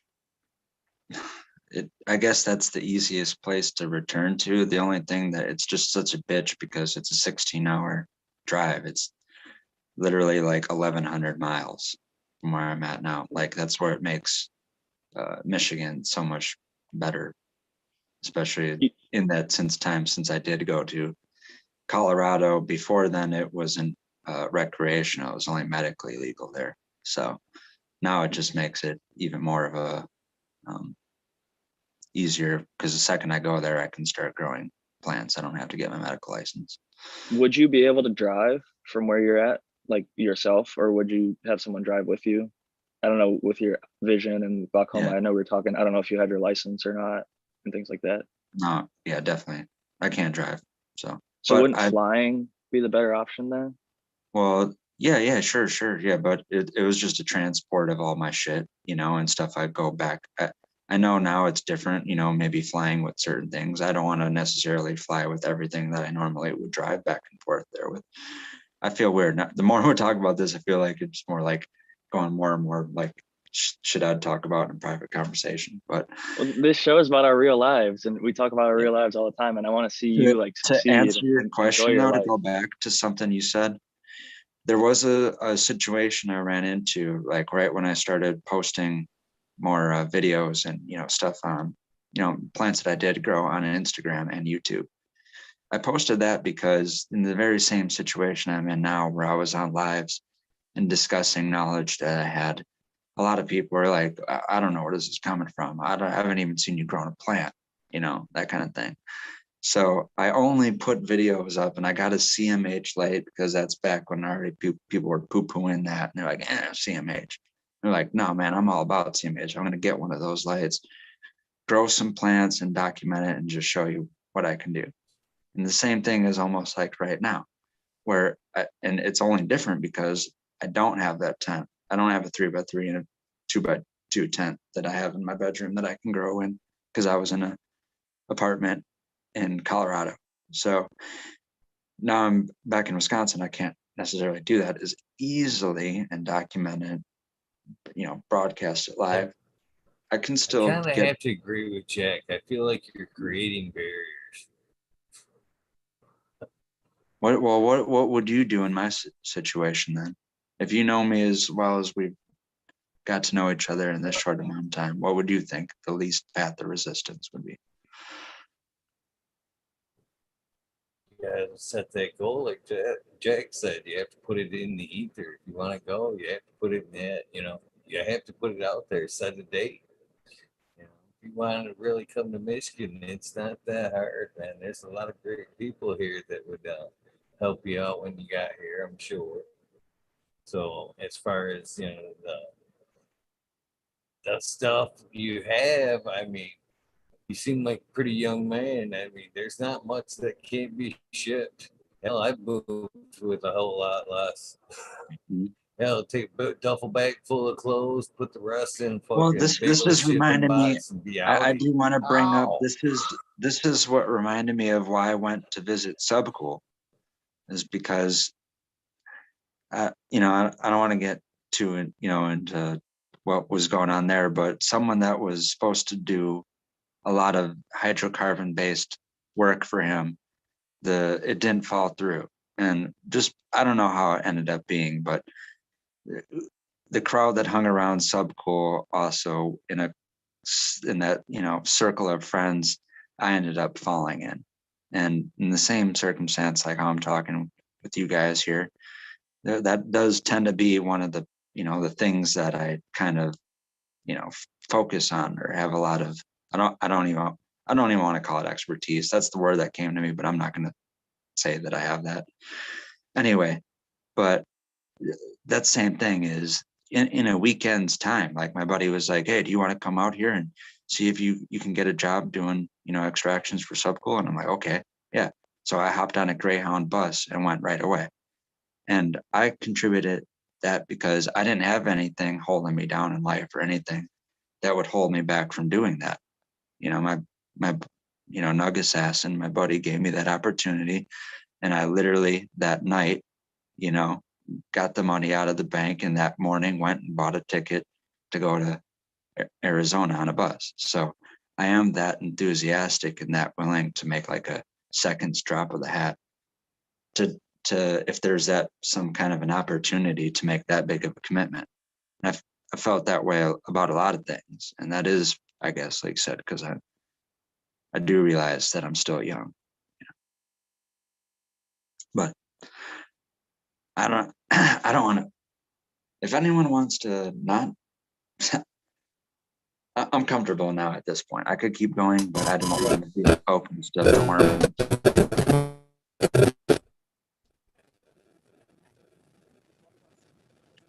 I'm not We sure. got Captain 420 coming in. Cheers, Captain 420. I think we got a little bit of feedback, but always great to see you all the way from across the pond. Cheers, brother. Welcome in.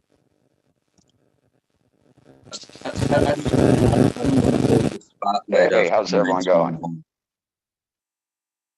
What's up, Captain 420? Hey, not a whole lot. I was just over with Filio Phil there, trying to get him a new wheelchair. It seems like every bit and piece on his wheelchair is falling apart. So, you know, I heard that this morning, and we're going to get Filio Phil his wheelchair so Mr. Toad can get around. So, you know, like everybody's talking, you know, you need to get out of where you're at. It seems like you'd love to grow. It makes you happy. Eagle said it. Michigan is not that expensive, brother. Yeah. Just don't open your mouth. Don't tell people what you're doing. Don't have people over and blow it up. Yeah. You know, you look at it this way, a couple plants pays for your monthly rent. If you can't grow a couple plants a month, even off the 12 that Michigan gives you to no, that's no problem. suffice your medical needs and to help pay your rent, you know, 12 plants can do it. That's no problem. It's just you need to get up and move, buddy. Yeah. You know, a lot of people didn't think I was coming to Thailand. They were all like, what the fuck, you going to Thailand? And then they thought, oh, it was just all this bunch of talk. And then all of a sudden, guess what? I ain't in fucking Michigan anymore. My house is sold. I'm in Thailand because this is where I needed to be to feel better. Jack moved out to California because he was tired of getting $125 fines for a little bit of pot in his pocket. It's like everybody in Michigan, come on, go out and get your medical card. You know, even if Michigan didn't go recreational, everybody that has a chance to get a medical card should support that medical, because that medical is a get out of jail free card. Or at least that's the way I look at it. It's a huge fight in court that is in your favor, versus juries look at somebody for when it's your medicine versus when you're just doing it for fun. Like, they look at you so much more favorably when you have that medical card, and it gives you a lot more protections for so many different things. So I got my medical card as soon as I legally could, in California. So it was definitely worth moving out to California and taking advantage of these growing rights. My cat said hello. I carry a medical card, a Michigan medical card, and now Thai medical papers. So, you know, I support wherever has medical, because if we don't support the medical, the recreational and big business will take the medical rights away. We lose the medical rights, then we lose all thoughts about legalization. Yeah, You know, that's exactly recreational is great until it becomes legal and we don't have any fear of going to jail for putting a couple plants out in the backyard. It don't mean shit. They keep making the argument that when they legalize it, they say, oh, here, now it's legal. So that whole excuse of you using it for medical reasons, don't worry about. It's legal now. So is it legal to grow as much as I want in my house? Because 12 plants really doesn't take care of my medical needs. But the thing is, the end game of It'll take care if of this we- week, but next week I'll be out. The beautiful Yeah. thing in California is we can grow a garden to the patient's Mhm. needs. So if you're not selling it and you are just growing for yourself, you can grow as many plants as you want if you get your doctor's medical recommendation. I have a limits exemption. That's what it's under. Proposition 215 still exists in Prop 64. Cheers, There's Green 13. Great to see you. Another guy across the pond. We're so fucking international right now. there is an end game to what Captain 420 said, though, and it is, if we do accept the end of medical, then you'll never get federal it's never going to be deregularized because they're never going to accept that it has a medicinal benefit, and it's always going to stay Schedule 1. I suggest when we do the reunion, though, we do it in Thailand, you know, because like I don't feel that international.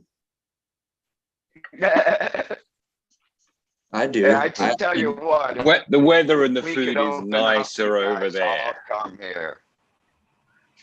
Yeah, I know it's like 85 out, or 95 out right now, and sunny.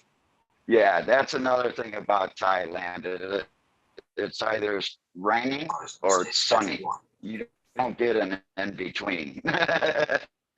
The place for us to honestly meet for the probably lowest buck for everyone to get there would be meeting Johnny in Vegas, because they subsidize all that travel for people to come in there and gamble, and they got legal weed. They got shops there, and you could also probably, if you're crafty, bring some of your own wares to show off with your buddies. If there's ever a Eagle showdown in the US, throwdown. Hey, I travel international with my weed. I have too. Really? Yeah. I took mine to the Dominican. Yes. When I go to Cambodia every couple times a year, I take it to Cambodia with me. And now my Thai medical papers allows me to travel with it here in Thailand. That's exceptional. And Jack, your California card, you guys in Michigan, your Michigan cards, they're all good here in Thailand. What about Colorado? What about an expired Colorado?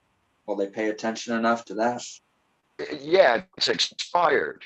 Oh, as long as you got something from a doctor saying you need cannabis, I don't even want to pull it out, but here's how unofficial it was. It's literally a white piece of paper.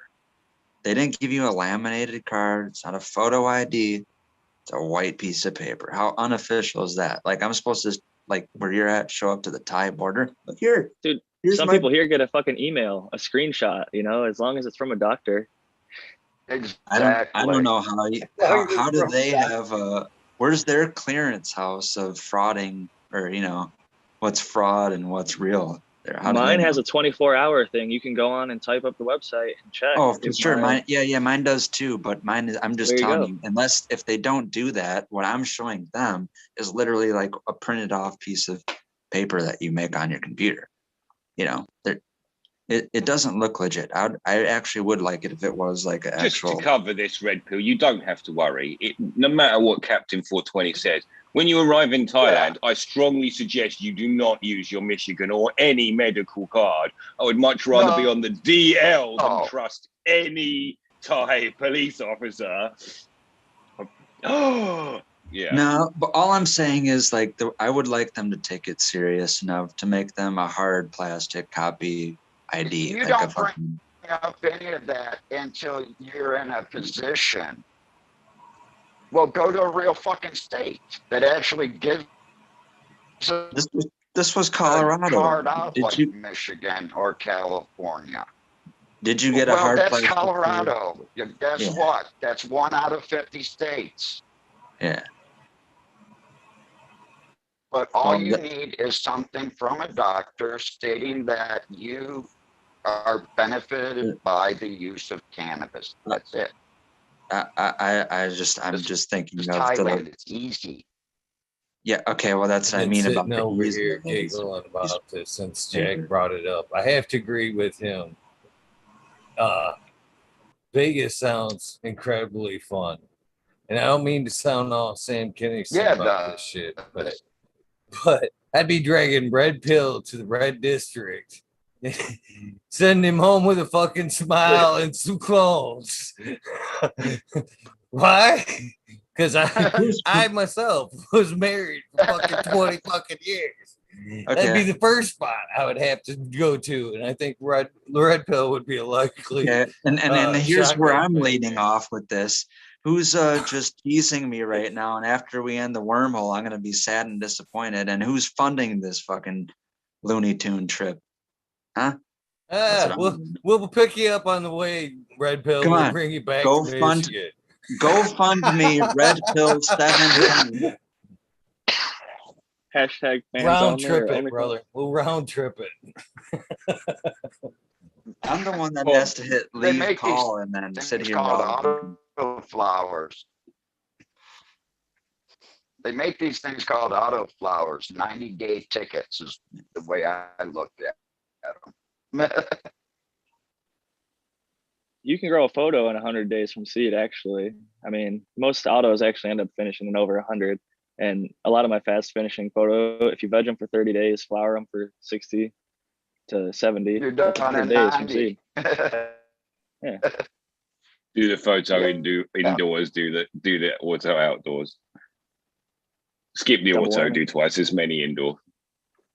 I've still never grown an auto, so I can't quite say, but some of my buddies have grown them and I've had some decent to good smoke, but I've just got an attachment to the photo, period.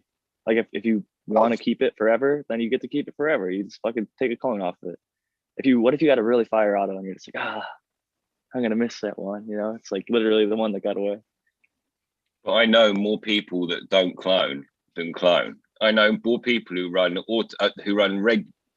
fems and don't clone them just because it's easy for their life. So everyone that goes by, it's like, bye. You were the best weed that ever grew. See you later. And that's how I am right now, unless like I have a very strong feeling. But you have a clone in place, do you, Jack? No, my cherry pie I gave back to the dude who gave it to me, and he lost it. The J1 I gave to Eagle shortly after. I lost it myself. Cloner malfunction and hot summer just fail. But to be honest, I'm like those people like where they just pop a bunch of femmes, but I pop rags and I just keep the females and then just grow, and there's so much good shit out there. I want to try all the new flavors. And like I have some buddies that grow some really stable stuff, so I get it for really, really inexpensive or free in most occasions. So it is nice to be able to just be, selective about what you grow and not have to keep clones every single time. And I might start using that Johnny Tech though. Fuck, $5 bag of sand. Seriously, it pissed me off, man. I was with a friend yesterday and I was like, listen, I know about this technique and like, it's really pissed me off. Go on then, what's that? So I was like, you get a bag of washed sand. I was like, the worst bit is you can like take it out and dangle it around and like, oh no, I'm not actually ready to use this. Cover it back over. Has he said anything about it since? That shit's still working, yeah? Fucking hell, man. It's It all looked good, good, man. though. It looked really good, didn't it? He popped seeds in it now. He's popping fucking seeds in there now. Breaking boundaries. Dude, I'm calling it Johnny Tech. Hashtag Yeah. Johnny Tech, hashtag Sand Tech. He's like, oh, I got it from the fruit gardeners. I'm like, fuck that. You're the one who brought it into the cannabis world. Yeah, I don't care about the other person. It's Johnny Tank, man. Yeah, that's for fucking sure. That's Um, Johnny Tech. That's funny. That's great. I'm actually gonna have to do that. I can't believe it. That's exactly what I told myself. I'm like, hey, at least I don't have to plug in the cloner again, you know? Yeah, I mean, worry about keeping it below 19C while the rest of the room's at 29C, and yeah. I told him I might even just fill my cloner with sand. Keep the permaclone collar, take my fucking clones right in there. It's like, Just fake it up. I was just gonna say that's the worst part about those cloners is keeping the water temp right. wrong season. It's like, Yeah. good luck. Get yourself a chiller, or you're fucking gonna have a real bad time. The be make honest, or break that's what on I them did. really is if you can keep the algae out and not use any chemicals, they're just amazing. But it's not a pot of sand, is it? Okay, No, I know. Still a But motor. that's why and I ditched mine too, because I got I got sick of changing the fucking water. I got sick of trying to keep the water cool, all that shit. Now, and then like I seen that aloe vera tech from Minnesota Nice back in the day with Mendo Dope or whatever, and I tried that, and it was fucking never looking back, man. That shit was. I was getting way better percentages with it too, because less hassle. Now I almost plug them and forget about the damn things. Like, oh shit, I got fucking clones there. That's right. Like, I don't know. Yeah, well, I'm gonna have to try it. But Yeah. washed sand. They're all in the See, same that's the tray and great everything. thing about cannabis is there's so many different ways to grow it, and we just, try it, trial and error, and ship it. You are lagging. He's definitely a little behind. We got to wait for the connections to get over there. All right.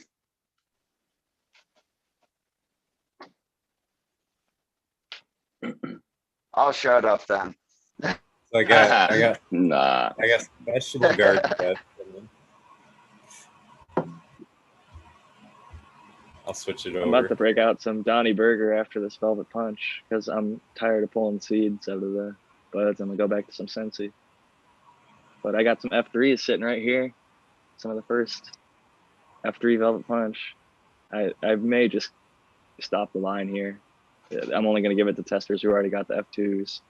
And I don't know if I'm gonna make F4s, but I think these are gonna be an in-house thing and never be released to the public. But it's just fun stuff. Don't tell us about it then. Keep it to yourself. Jesus Right? Christ. It's not for us, no? Eagle's one of them, so I'm telling Eagle. Yeah, you said in-house. Oh, in-house as in in-house with the current testers. Okay. Yeah. That's cool. Exciting stuff. Yeah. But that Jack, means since next come project on. will be something completely different. Maybe some sub cool stuff because I got some Jack's Cleaner 2, Jack the Ripper. But if those don't pop or something goes awry, I've got a bunch of other stuff that I want to work through as well. So I got lots of stuff that I'd like to mess around with. So You're only doing stuff named Jack, yeah? no. I got a bunch of names, but I feel like you want to find an actual pheno before you have it be Amen. appropriate for that name. Yeah. I have some though that I think like, in theory, if it's got the flavor profile that I know and it mixes well and you select for a certain flavor, you can go a certain way with the name. Like especially with lineages in mind and flavors that you might find in there in mind. But mainly I'm just having fun. I wish people wouldn't mislead you with name when it came to flavors. I hate that more than anything. Do you just wish it was always the Gross Gorilla Glue Climbs Gelato or whatever? No, it's No, gotta come up with a name that makes your mouth water, and you're good. I think he means like if it says like vanilla, it should taste like vanilla. If it says Right, strawberry, it should for taste like sure. strawberry. Is that what you Sometimes meant, there's Redfield? stuff that's too good to be true. Like, how in the world is a cannabis plant gonna taste like that? And I used to experience that. Like, damn, dude, this tastes like something. And there's certain fruit flavors that I feel like I don't have a wide variety of.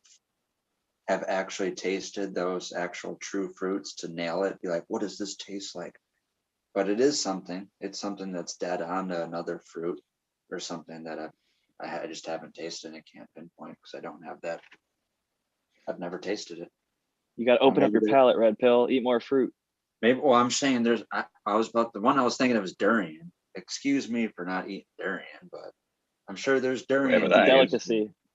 It smells terrible. what There's is YouTube durian? videos of people. It's like a spiked, almost cactus fruit looking thing, and when you open it up, people literally vomit. But it's also considered a delicacy, and if you prepare it right, it can taste good. But it smells Some like people love it, some people funky. hate it. Very funky smell. It's common in Southeast Asian cuisine, I think. So This thing I've got here is someone else's, and it's penny sweets, which would be like 1 cent sweets, like from when you're a kid, like Haribo. That's what it tastes like. Nice. Yeah, I feel- Candyland times Z Cube, basically. see, that It's makes cool. it easier for me when there's something where it directly reminds me of something that's like exact. Like it's more misleading when I don't know what the hell this tastes like, and then someone names it something, and I'm like, Well, okay, then so fruits are all easy to name, right? Because you're just going to name it after the fruit, or like candy, like Skittles. And then like things like halitosis, fairly obvious that's going to be like ripper, bad breath type of a skanky smell, but I don't know. I don't object to too many names. I think mean, people go ahead, Jack. often people aren't that clever. They just like, oh, I'm gonna pick a cereal or a candy bar or a dessert that's already out there, and I'm gonna put a Z on it instead of the actual way that it's spelled. So I'm legally a little bit protected from being copyright infringing. I think it's more fun to actually like make up a name, even if it's stupid or like silly. Like I have some grape flavored stuff with the Velvet Punch. Mhm. It's grape and gas, but let's say I selected for more grape over time and I found something that was grapey I wanted to breed with. And then I've got some pine seeds that I want to work with, pine tar kush, 79 Christmas bud. I'm going to be looking through a bunch of those. And if I found something piney and I got my grapey Velvet Punch and I cross it to the pine and I get something grapey and piney, I could call it like grape pine as like a play on like grape pie. Almost, it sounds like it, but it's grape pine, just a combination of the two smells. But then there's like the combination of the two pines, so you could call it something stupid like riding pine. It's like if you ever played basketball or sports, riding pine means like you're sitting on the bench, that feeling like after you smoke a little joint, it's like kind of want to sit in the I like chair, that. chill a little. I'm a wordplay That's guy. I never heard that. That's funny. Riding pine, sitting on the bench. That's Well, cool. I'm a wordplay guy, and I like that. I like two things, like you said. Either just if it's like say White Widow and lavender, name it White Lavender, or if it's something like we're talking about, be a little bit more clever and do a little bit of wordplay with it. Like it's funny you named that specific example because there is a strain in the pines, and you think pines, like pine, pine trees, but it's actually pineapple. Throws you Yeah, I off was a gonna little say bit. that is a pineapple one. I was gonna say. Yeah, That's yeah, known. But the weird thing is pineapple strains have a good amount of pinene almost all the time, both alpha and Well, beta. what I was gonna say is this is where it leads me to that. I need to send you a link if I haven't already. But the Dr. Robert Pappas guy, and he does a sense infused lecture where he does an essential oil.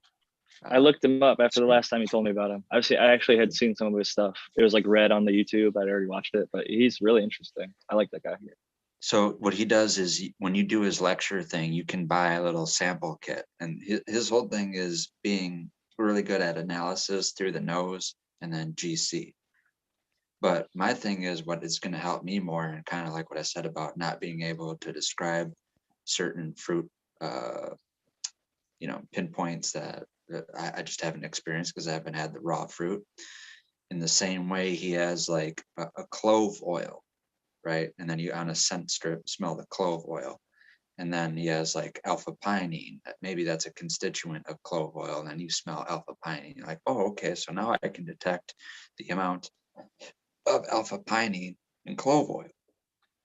And the same with anything then. So I want to do that. I want to train my brain, train my nose and my brain to be able to do that with cannabis terpenes, and not just so like whatever shoot in the dark with it. Have you heard about the Ganjier from Kevin Jodry? He was on Eagle Sport 20 episode. He didn't mention it, but the Ganjier, they're doing similar things to what there's another group called Interpening with Max and Chef Brandon Allen, where they teach people like you're doing. They give them little samples to smell, like this is a certain terpene. This is Jack. You want to talk about goals?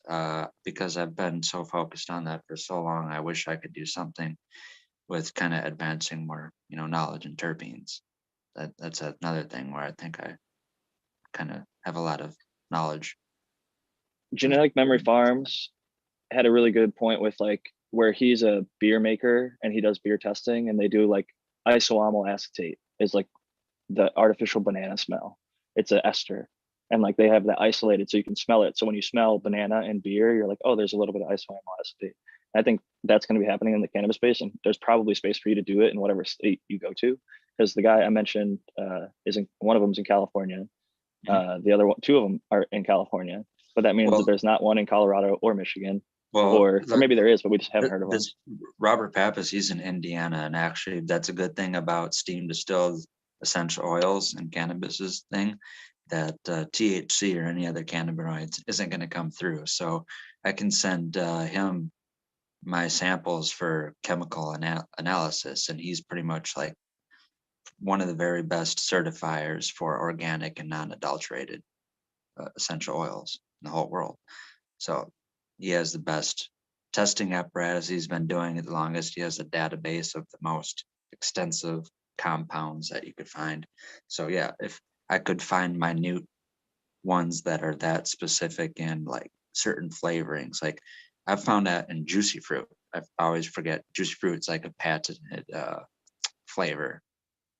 It's out there. You can do the research, whatever it is. But I think we've all experienced weed that smells just like juicy fruit gum. And you want to kind of believe like this has to have the same component in it, right? Well, it probably does. Same thing as with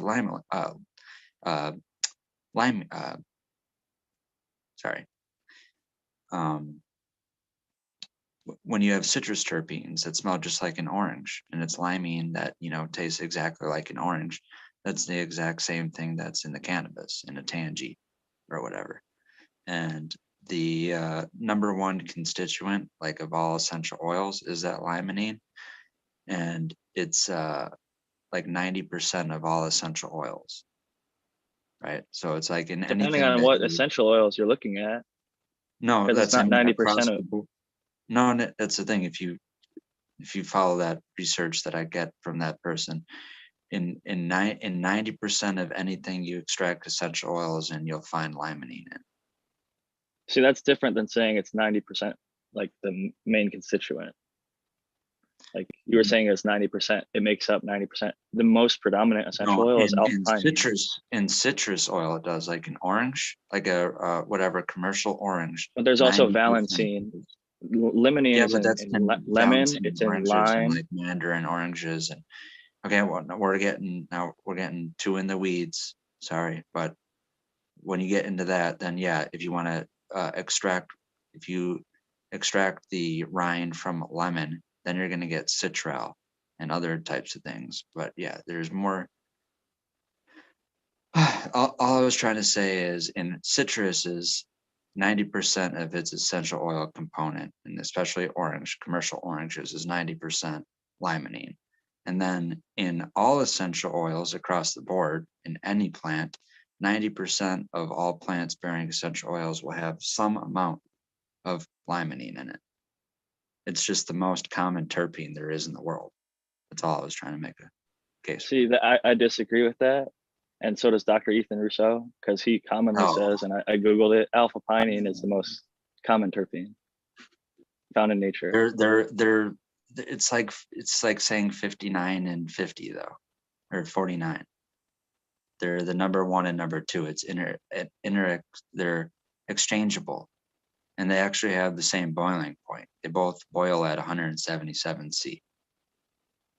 311 two- F, What? 311 Fahrenheit for the US people out there.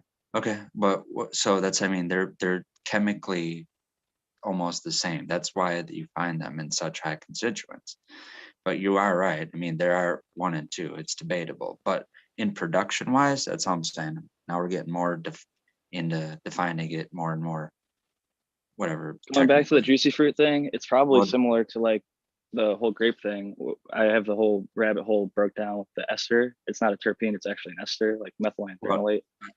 Hold on, I just And- wanted to end on my one bit that the reason why I said limonene is because there's more citrus oil in production than there is pine oil. That's the only reason why it would be more common. So,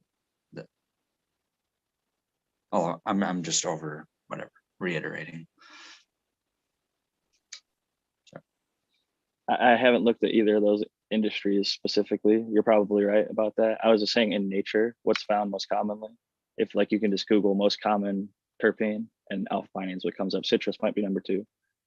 But I was just again quoting Dr. Ethan Rousseau, the GW Pharmaceuticals. Well, we're both quoting former- 2 different people. I'm quoting Dr. Robert Pappas. You're quoting Dr. Ethan Russo, and then that's where I like cut out and lose total interest. When it's like, oh, we're just going to argue 2 different fucking. Yeah, no, doctors. it doesn't matter really at the end of the day. They're both really common terpenes and they're both found in cannabis. But my question is like, and a lot of people have asked this, there's a bunch of people out there that extract terpenes already from cannabis. Like there's True Terpenes, there's other Blue River terpenes. There's companies that do that. Both companies I have repulsion for. Sorry.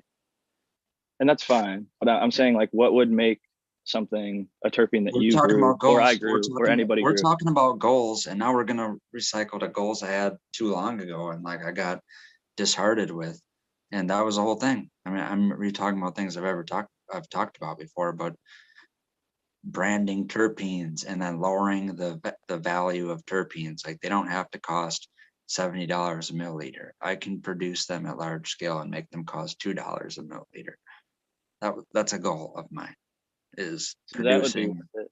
large scale cannabis derived terpenes in many shapes and forms.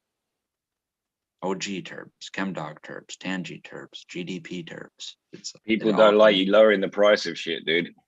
Oh, get well, then upset. they're gonna come and kill me like they do all the other inventors of any other,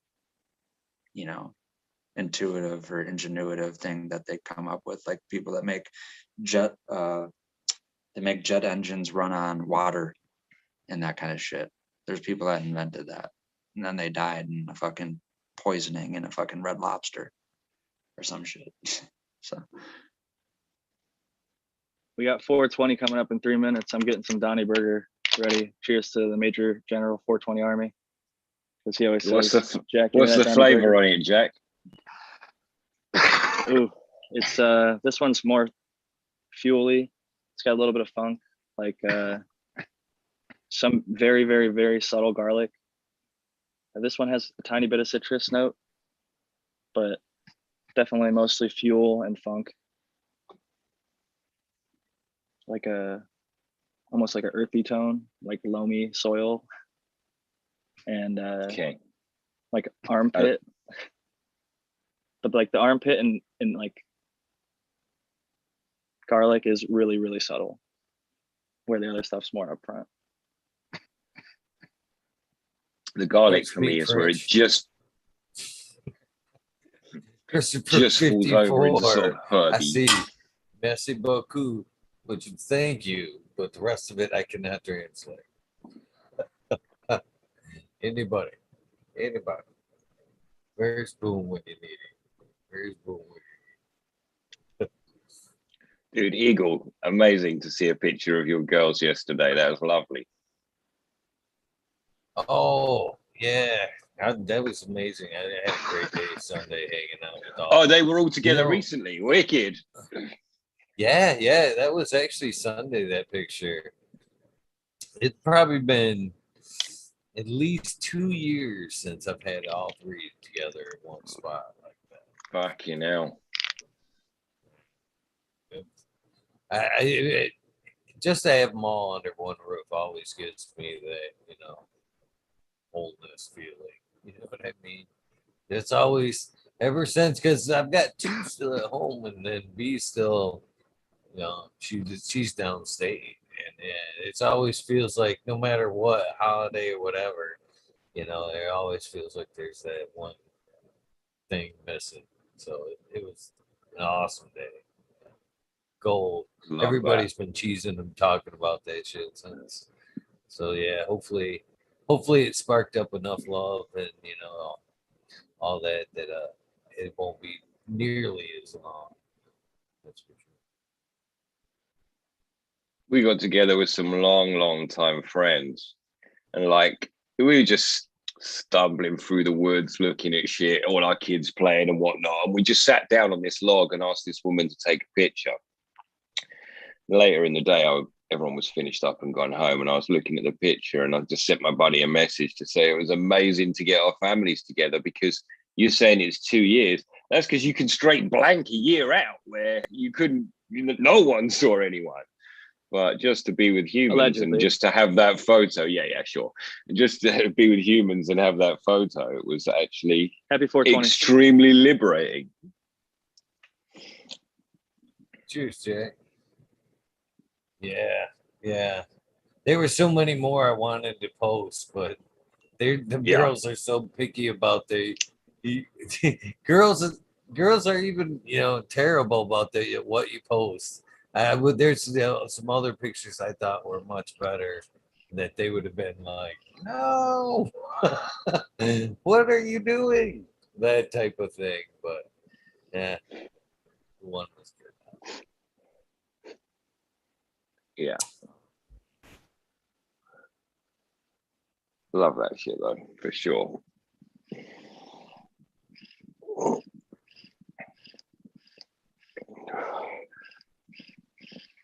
Nice. Yeah, Smiley. that's good stuff. What is that? It's a Tahoe Cure 90 micron first wash live resin. Really Nice. That looked wicked. Yeah. Load of turb sitting on top of it. It's really tasty, and it's hard to just hit it once. Actually, it's one of them where you're like, "Ooh, that was fucking good." I'm gonna catch my breath and get another one. Mm. I always love that. It's like the clean hit off the bong or whatever. I don't know if anybody else did that, but you'd like smoke a bowl off the water, or I would. I'd smoke a bowl off the water bong, but then I would always like pack like another like half a bowl just to get the last like clean. You know what I mean? The first ripper hit or whatever. Like you get the first taste of it still. Like, and that was always like the last hit. You always wanted that one clean, walk away tasting it kind of hit.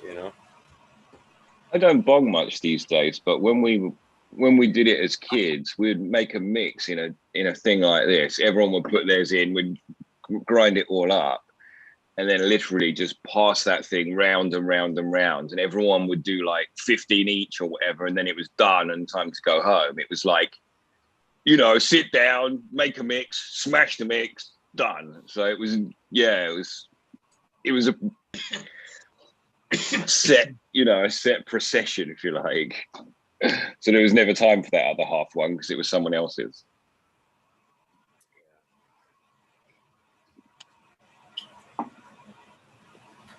And I do so like this twisted TK. I'm telling you, I don't know what it is, but I swear I get the hints of like a habanero on the back end of this twisted TK.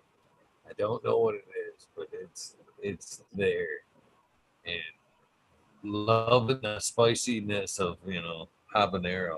I enjoy it. It's like, I don't know, it's got a total different taste on the front end.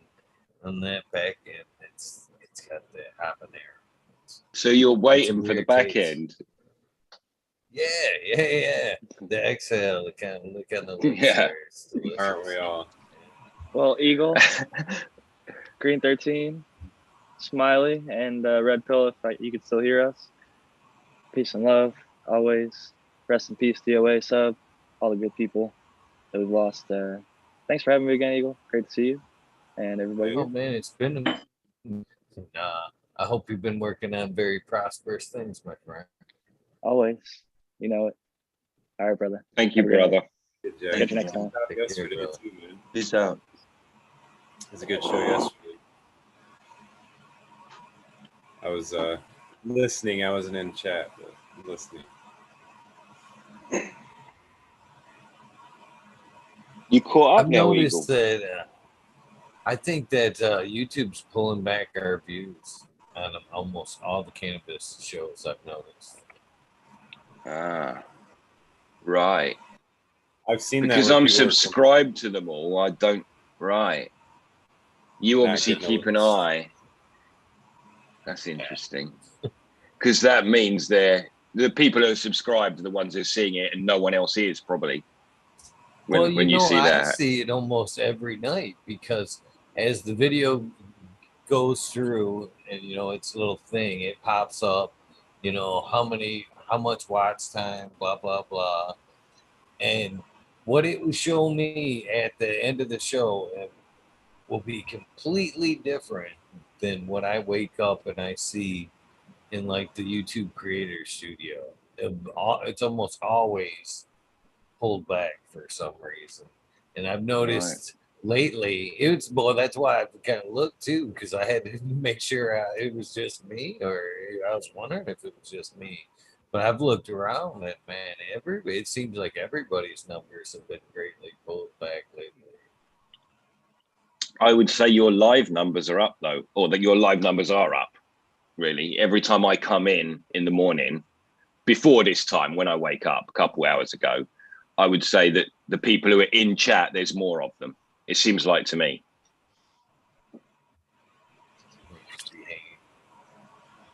There's like 80 right now, it says. Yeah, and that That's used to be a crazy. 60 thing, and now it's often a 125 thing. It's crazy. That part I don't like to look at because sometimes if that numbers if it gets over that 3-digit mark, I get a little stage fright almost at some point. I'm like, oh. I tend not to look at the live number. We had this program years ago called Big Brother. I'm sure you know it. They put them all in a house and then leave them there for 6 weeks or something. And real quick, people forget there's a camera and start acting like their true prick self. And so it gets really interesting, obviously, for a minute anyway.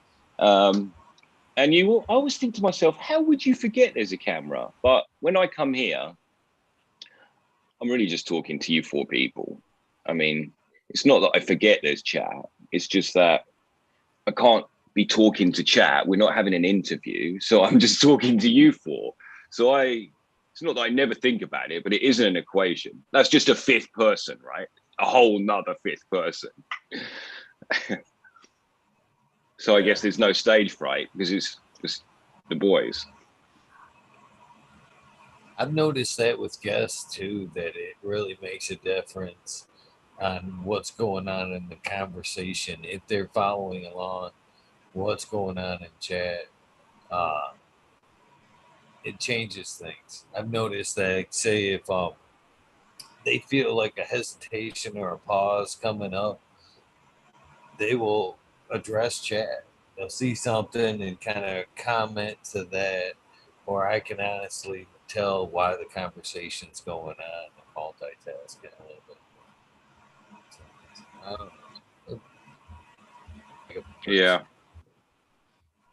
This might sound weird, but that might be a thing where not seeing good kind of helps, because if you don't pay attention to that, those kind of things never happen. Yeah. Funny old gig. What number is this? Oh, I can't look on there. 389. 89. Damn. Cranking You know them what's up. funny is I was thinking about it, mean to cut you off, Smiley. No, I you was didn't. thinking about this today. That between 300 and 400 seems to be for some reason for me. The other ones fucking just blew by, but this last segment, this last 100, kind of dragged by a bit. I don't know why. We've been in the 300s a long time. I agree. I know what you're saying. But there is 200 of them in a 100, isn't there? Because there's a 0.5 on every one, or on a lot of them. Most of them, yeah. Yeah. Well, I've been thinking lately, and I have maybe 3 to 5 people I could reach out to do an episode. Now you're thinking. It'd be pretty awesome. Yeah. Right now. Okay. Yeah. There's What are some you waiting people for, I would Red? need to push more toward it. Wait, what was that question? I'm sorry, Eagle. So what are you waiting for, Red Bill? I don't know.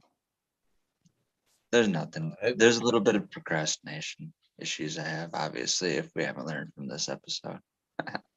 Wait, we're like unraveling the psyche of Red Pill. This episode. That's what you gotta title it as the Red Pill intervention or some shit. We've been hammering on them all night, man. And there's two no, things no, I really, need. Red Pill, what do you want to do with the rest of your life, man? Tell us all about it. I don't. Should I come on for a second episode? Jeez. The future episode. This is what went. Now what's next? Right. Well, I I wouldn't say was that. well, just trying to actually get back to growing cannabis. I don't think we were ripping at it too bad. We just No, I trying don't to feel get like him that. here and growing. No, dude, I don't feel like that at all. So that I'm there. I guess at the end of the day, there's no one that could feel as anxious as I do about it as me. But then it's the other end of it that's more of a community thing that I'm missing out on. You know what I mean? So it's I don't want to use the term show and tell, but that's like the only thing I can think of. It's like I really want to have, and a plant is a thing where it's growing, it's starting, it's finishing, it's going to a next stage. So it's almost like a phase thing, like every day is a new thing that we're showing each other, like here we go, here's what's going on this day. It happens that fast before our eyes. So that's kind of what I'm missing, is that just like included daily detail of, we're all doing the same thing, we're all on the same boat, and this is what I got. And, we're looking at what And a we lot do. of times, brother, you do it on autopilot, but there are those some days where the task dragged on longer than you thought, and you stayed in your headspace and you properly spent time in the garden, and it's fucking religious, and we all know those times. And like that, they don't happen every day is a shame, but that they still are there, that is that thing that you just described, that process. It's a completer, finisher type of a process that is religious for us, extremely rewarding. Yeah, I just love that things happen as fast at a rate as it does, and that's the thing, is like we all could show daily updates. Not quite quick enough. 50 days would be nice. But if it was 50 days, I'd be asking for 40. I like that news can be happen though. Like say we get 8 people in a wormhole, right? Out of that 8 people, we're all talking about what's going on in our gardens today. There's a discussion because, we're all on a different day and time of our cycle. We're all doing one specific thing, and at some point in the day, like I like to interject and say certain things. And if there ever is just a little bit of dead air, I feel irresponsible for not filling it in if I do have something in my gut that I want to say. But the only hesitation I have is the point that I don't have something to show for it. You get what I mean? I don't want to just keep constantly saying this and this and that, and then, you know, having a blank space to, you know, behind me. Yeah, there's a lot. If it bothered us too bad, we could always make you just use a virtual background. No, hey, that's another thing too. I'm slacking in that. I should hook up my I do have a laptop, and my the fourth wall, I'm staring at like a 38-inch TV. So I should put up a lighting and a green back screen and then do the green screen thing. I could Oh, you ain't totally even set got to up. do that from your phone. You can actually do virtual backgrounds. It would show only just you, and if you had like a past garden, I'm not saying you had to or anything, but I'm just saying it's a thing. Even from your phone, you Okay. can do the virtual. On the Zoom. You could have Zoom does anything that. be, yeah. Okay. Go into them settings, just like you change your name. It says virtual background. Shit, you can Okay. be in Thailand, right next to Captain 420. But like I said, I could Virtual background. I could use a picture of a former grow or something like that. Yeah. Sitting right next Yeah, to bugs, Sweet. wax, whatever the fuck you wanted to use. Yeah, Okay. anything. There's a couple of pictures. There's a couple of pictures I'm proud of that I didn't take with a tripod or anything. It's freehand. And I took a picture, and there's a few pictures where you see that whole mushroom-like structure of a trichome, and a few bud shots. See, of Green it. 13 did it. Yeah. He's on the moon, or on his way. That was Green 13. I'm on my way to bed. I'm gonna check out on this one, guys. I'm over out. Well, thank you, It's that time. Smiley, for hanging in on this one. Yeah, man. That's cool, guys. It's always fun. Smiling, right? Another Monday wormhole. Yeah. Get to see a Green 13 Eagle. Always fun. Tuesday. Oh, it's not, brother. It's not. It's a progression. I'm doing it. Like I said, I was going to sign off this, but now I'm going to say it. But if there's anyone that has rental spaces or in the real estate, let's talk in the DMs in the Michigan area. I'm sure You guys can there's get some me. out there. Yeah, you can get me hooked up in an apartment. I don't know what the rules are technically to be all like, man, you know. Back in Colorado, the apartment that I was at, they made the rules that there couldn't even be smoking inside the thing. And I got by with 6 years of smoking and growing in there before I moved out. And then I was in a, I don't want to, this is a whole nother wormhole thing. I was in a grow house. I lived and slept in a grow house for a short period of time. And I thought the idea was to have my own 4K set up and then use that as a, you know, jumping off point, but that never fell off point. That's a whole another discussion. Anywho. Was it nice and warm? As well. Was it noisy? Hot, very hot, very hot. Yeah. It was a compromise. I don't want to go into too much detail. Basically, I was paying for rent to have a living room, a kitchen, a bathroom, a bedroom, and then my own space that had a 4K grow room in there. And then everything just snowballed into me figuring out I was being scammed out of something where people weren't going to help me set up that grow. And then there was, other things. They want it all the way in the end. I'm willing to bet.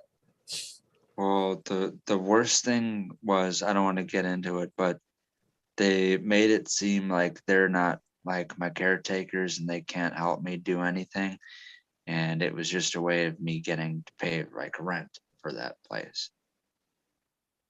So it was kind of like worse than that. It was like me basically being scammed out of rent to live in somewhere where nothing was going to happen in the first place. Rats. Well, hopefully somebody hears your request there, Red Pill. We'll get you here in Michigan, help them grow. Oh, Yeah.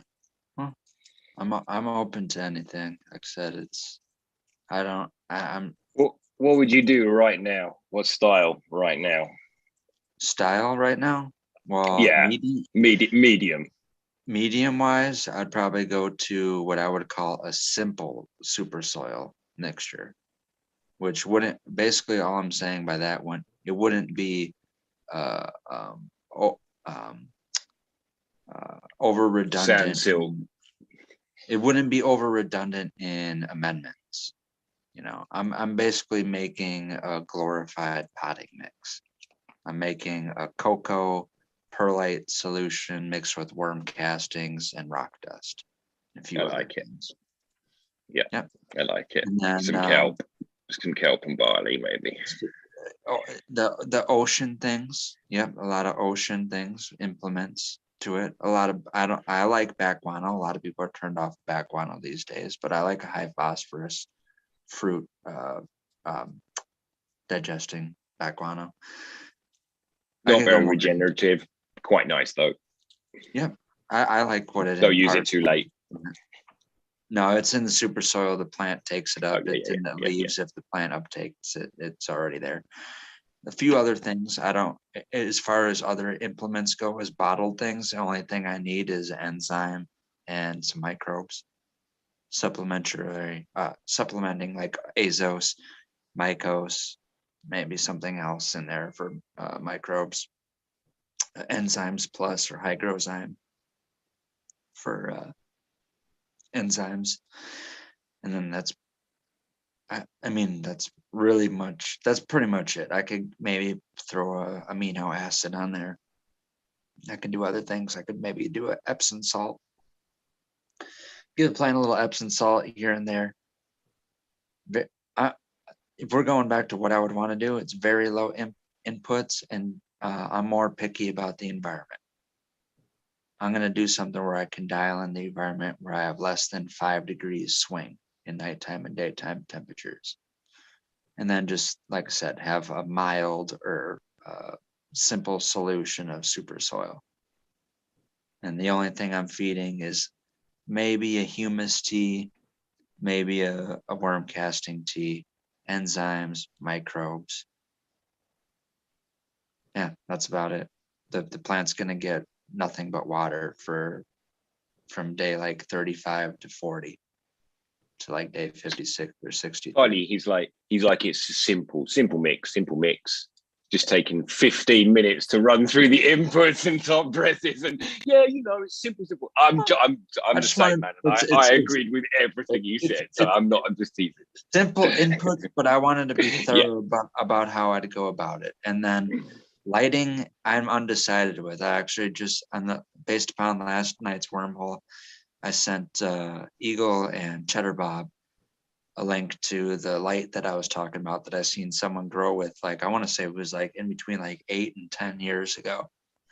I saw someone growing with an LED light that had multiple blue, multiple red, and white and green LED spectrums with it. So it was theoretically customizable to every single wavelength in the visible color spectrum.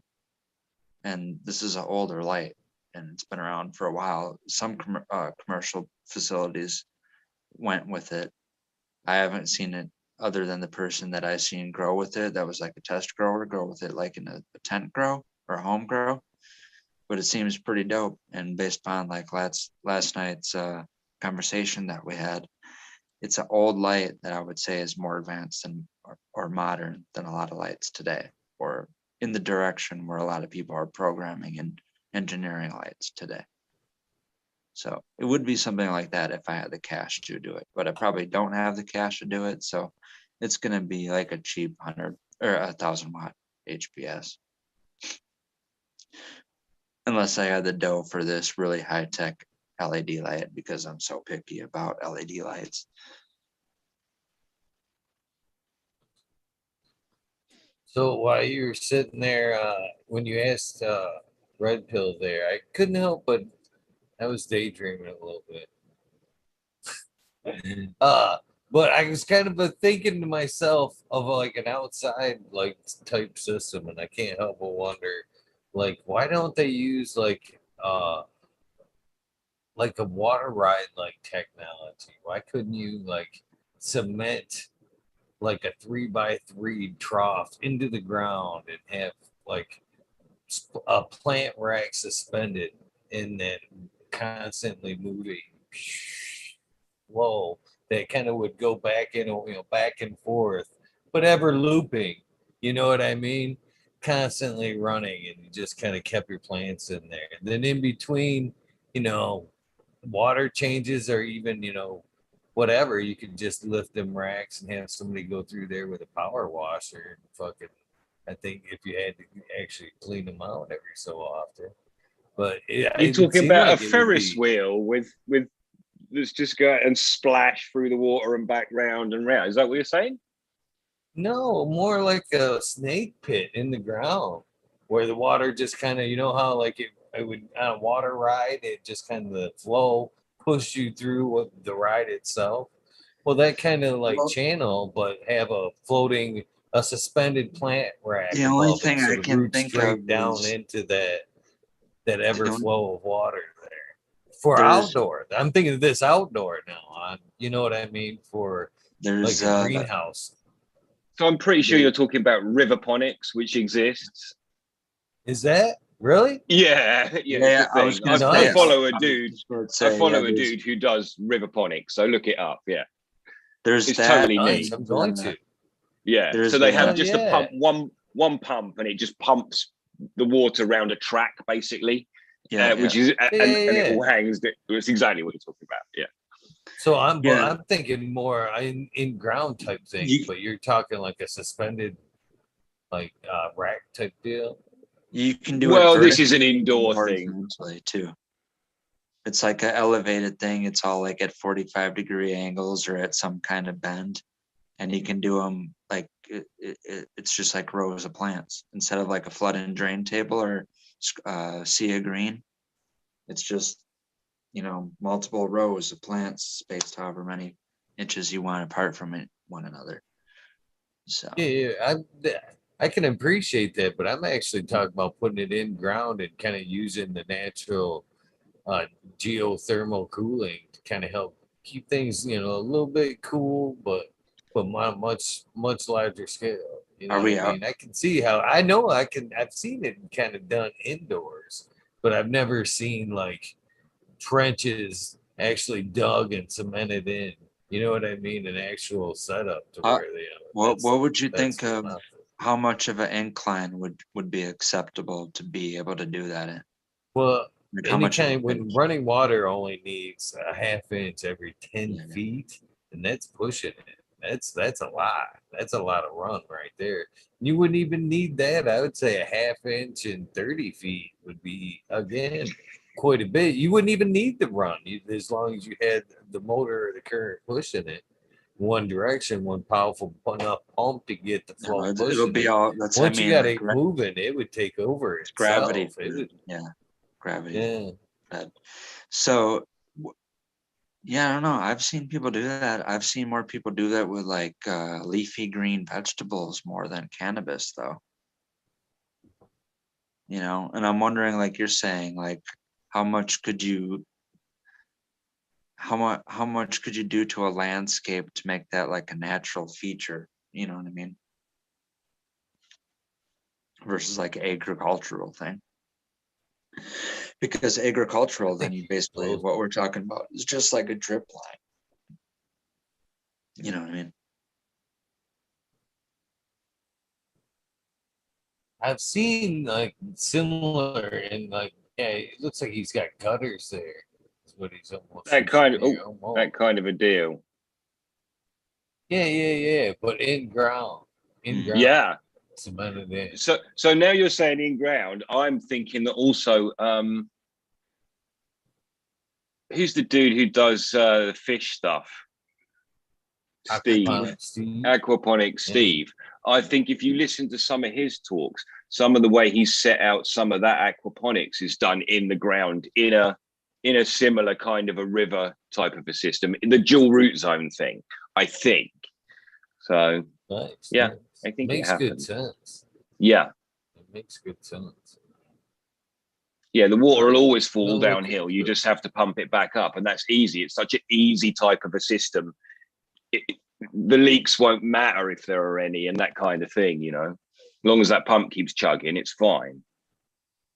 Right. Right. Because it's only, as you say, picking it up just such a very small distance. Yeah, even at that, like I was telling Red Pill, I really believe, even if it were next to flat, to be honest with you, Yep. once you got that water's a hell of a force. Once, I mean, even in a fucking tub, you know what I mean? Same thing.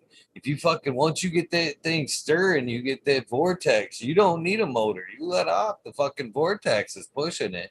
So You can you do only that in a need that whirlpool. slight push in that one direction, and fucking the current would take over and keep it looped. It could be flat. You wouldn't even need pitch, in my opinion. All of us could do that in a pool. We could all do the whirlpool. I'll go donuts around one, in a lap, spinning it around, do that for 20 minutes or whatever, then hop out of the pool, and that water is just whirlpooling. You know what I mean? Yeah, But basically, yeah. yeah.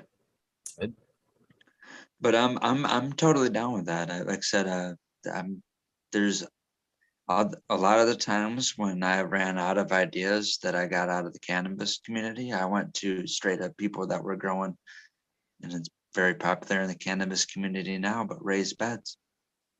Like I Johnny went, Tech, reach out like, of the industry. yeah, like the growing your greens guy, John Kohler, if anyone out and he follows him. I went through a rabbit hole or a wormhole of that. I followed his videos and all the people that he visited and all their videos and all that kind of shit. It's where a lot of stuff I got ideas from, especially when it comes from composting, fungally dominated, compost, wood chip mulch, that kind of thing. Azos, or not Azos, azomite, growing in setups where it was like a 50-50 of compost and azos. If plants can survive there and how well they thrive. And something that's just compost and azomite. Sorry, said azos again. But yeah, I got a lot of knowledge, and that's the same thing with terpenes thing. A very long time ago, I ran out, and it's kind of widespread now, like Jack was talking about with Ethan Russo. But when I started looking up terpenes, and you would search it on Google, you wouldn't, in the first 10 results, you wouldn't find anything cannabis related. In the first like one to two results, you would find like university studies about ponderosa pines and terpenes off-gassing and causing nucleation and contributing to the monsoon season in Colorado, and kind of like stuff that doesn't relate to cannabis at all. And that's how I found the Dr. Robert Pappas and stuff. And the same thing translates directly. Essential oil chemistry doesn't have to have anything to do with cannabis. You learn all that has to do with essential oil chemistry, and then you can apply it to cannabis. So. All right, boys, it's late, isn't it? I'm gonna get started. Otherwise, I never will. Yeah, I go for appreciate it. you popping on, Green 13, man. Always a pleasure, man. Always a pleasure. I seriously mean that, my friend. Seriously. Thank you, brother. Red Pill. Yep. Eagle, have a fantastic day. Big love, chat. You too, brother. Have an awesome day. What else could I say? I do literally hear the birds chirping. Wouldn't lie about that. Birds are chirping. It's a long we've carried on for. But I do want to be sincere to anyone that wants to reach out for help. Getting me to another step to where I need to be. So, and anyone that has thoughts or ideas on that, who knows how to help with that, can reach out to me. Right on, right on. Well, I'll see what I can do personally, and I'm sure anybody listening will see what they can do as well, my friend. Yeah. Much love for you, Red Bill. I'm always glad you popped on, my friend. Yeah, I do want to. I really actually, besides just being in front of, like I said, a camera and being online, I do want to convey my gratefulness for what you're doing here and being a part of this community. So, as much as I can say Thoughts? across the camera and with words, I want it to mean a lot. It's a tough time, and we all need an outlet, my friend. And I'm glad you're here. We all procrastinate, to be honest with you. It's what holds us all back. That's why you had some friends today kind of wanting to see you push on towards that goal. And again, it was no ribbing there. It was genuine love around the table, brother. Just to see you want to achieve your goal. Know that. So Well, I feel it on my end. I do. well, I just hope it's a progression thing. I mean, I'm really trying to be patient on a day-to-day basis, right? Because like I check in on a day-to-day thing, it's gonna be a slow progression. But I'm really, you know, trying to push it towards a positive direction. you're loaded of knowledge, brother. Know that. Know that as well. All right. Well, I Thank got you. probably about 20 minutes of shout outs to do and Yeah. some finishing touches before I get up to bed too. And I Okay. don't believe there could be a guest tonight. I'm not for sure. I know there was I believe Joseph. Joseph was supposed to be tonight, but I'm not for sure if that's gonna happen. If not, no biggie. Just a wormhole tonight. If all that happens, it'll just be a late wormhole tonight. So All right. Thank you, if I'm Eagle. not here 11:30, I'll be here a little bit later with the work. I'll see you guys tomorrow. Thank you, everyone in the chat. Thank you, Eagle. Like I said, I want to convey my most sincerity to you over this phone call or this Zoom call. Thank you for helping out. Brother, I can feel it. Thank you, man. You help a lot of people as well. Know that. Have a great day, man. Yep. Peace out to everyone. Peace out, Eagle. Well, that does it for 389, the wormhole. Hopefully, you guys have enjoyed all the conversation. 72 in chat currently. Wow, that is friggin' amazing. I remember not so long ago, it was just 10 in chat, 5 in chat.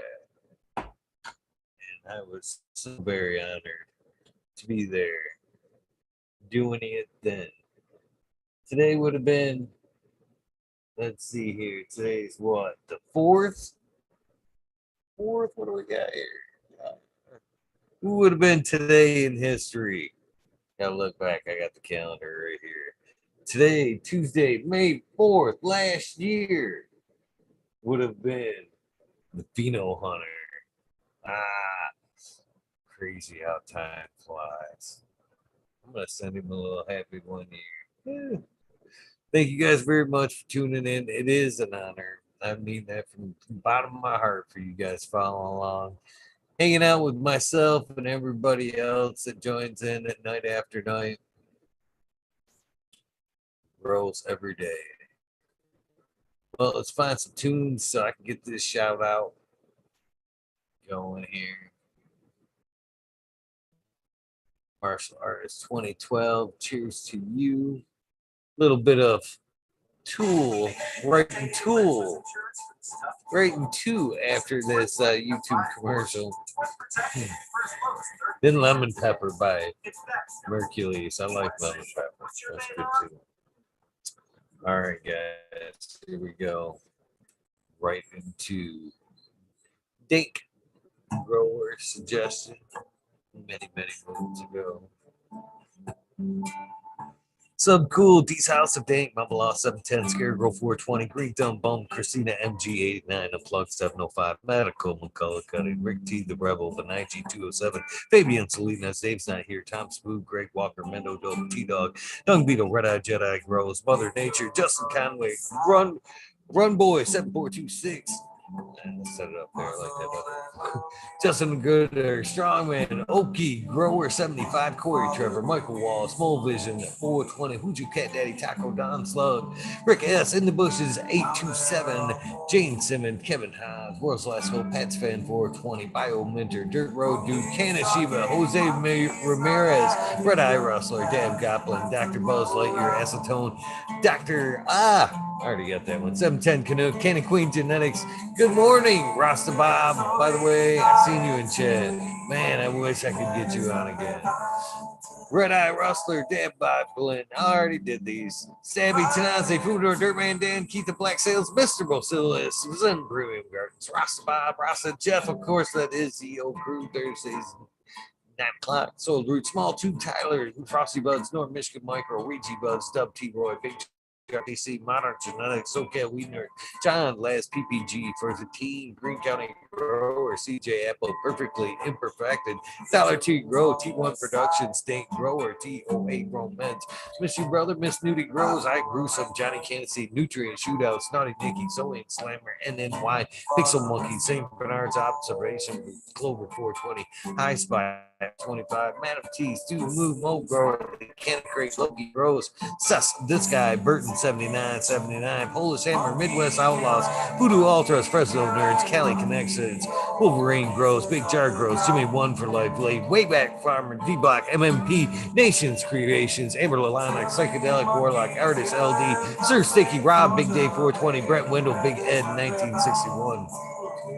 Manawani, G3, Green Click, J&K Triple G, Mr. Sprinkler, Brittany, Tyler, TC, Hope Farms, Lisa G, John, BG Crazy for You, BG, WG 420, Dr. Boswell, Purple Thumb OG, Arthro, Sons of Million, Arthro, Just Face 420, Beast Coast Grower 420, Sir Howe, Trey Valone, Keep It Real, Haggerton 420, Sub Zeppelin, Audit Everywhere, BT, Double D, Rose Bingus, Miss You Brother, Green Puffin Man, Alex Boykachev, Chef Light, School of Crop, Koza, Love It, Green Mountain Grower, Southwest Okie, Real 100, 212, Andy Man, Miranda Family Farms, Page Farms, Me All Flower, Ryan Anderson, Green 13, Noob Sebot Windows, Kingdom, Aquapondex, Indra, Michigan Native, Mary Jen's Med Gardens, Dreamer, 77 Double D, Bad Bunny Nutrients, Mr. Green Pots, Mr. Green Nugs, from 619 to 664, Spaniard, Cougar Jones, and Girl Pop G Bros.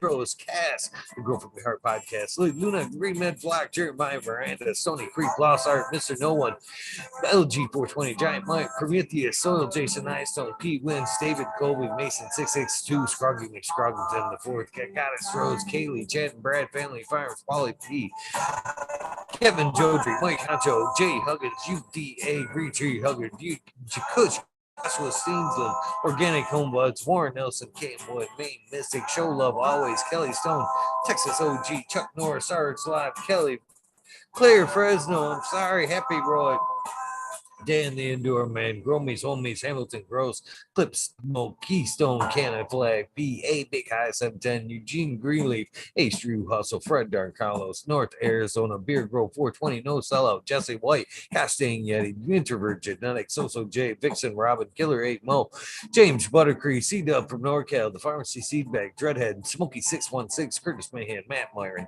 Morte, Rick Mahan, Rick Heyman, that's right. Stephanie Dora, Antenna Seeds, Fab Carriers Cave, Mike Rubles, the Drew Bear 420, Maxi 751, Lawrence Gonzalez, Slow to Get Up, Student Loop, Tropical 719, Baker Shake, baby, Old Smoke, BWC, Grown Buds, Lower Wasp, Mr. Weed Blunt, Old School Grower, Chad Westport, Hansu Grown, Florida Nuggets, My Little Piece of Heaven, Punch of Sound Seeds, Goliath Grower, Richard T, Chrissy Wannabe, Mr. Soul Food Black from Gone God, Lori Hanson, real 2,000 years of tradition. Mr.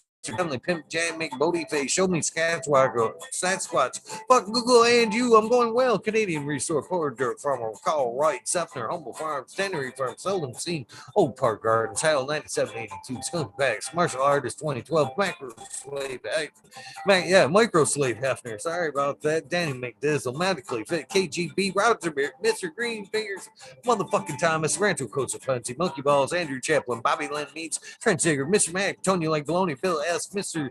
Wee Peace, Tape, Minty, Country Roots, here on Fire Genetics, Earth Creeper, Big Ray 420, Team 101, Bugs and Hazard, Beauty B-Man Farm 616, Snarl Up Mars, Max Rubin, Ruby, Timothy McSkimmins, Neo, Justin Beats, Chronic 88, Fat Belly, Real, Jennifer Steele, Kinbus 03, Turf Farmer, Shannon Stevens, Carlitos, Latino, Skater Country, Mr. Speed, Wolf Speed, Firefall, Wally Wookie, The Goddess Grows, Rasta Bob, Blake Feather, Grove, Throwing in Shrooms, Tone Gross, Thanks, The K-Man Gross, Buddy X, Gunner 81, Smith, Dude, Noob Gross, Sean McCann, Jay Monk, Stink Agenda, Walla Walla Can Grow, Fall Dog, Huron Cannabis Council, Listen, Paris, Rockman, Justice Mink, 420 Men, Fresh Grove, Thriving, Herbs, High Boy, You Mailman Grows, We Be Growing, Australian Grows, Love for the Plant, Argo, American, Swamp Poker, Unfrozen Caveman, Wise Eyes, Surf Crab, Michael Goons, Jeff Lowenfels, Mobius Grows, Dank Brownies, Dandy, Elliot Harkins, Mystic, Flavored, The Foraging Garden, Overwater, Overkill, Seattle Sea, Shadow Water, Shadow Warrior, Valley Green, 514, Media Jensen, Authentica, Dr. MJ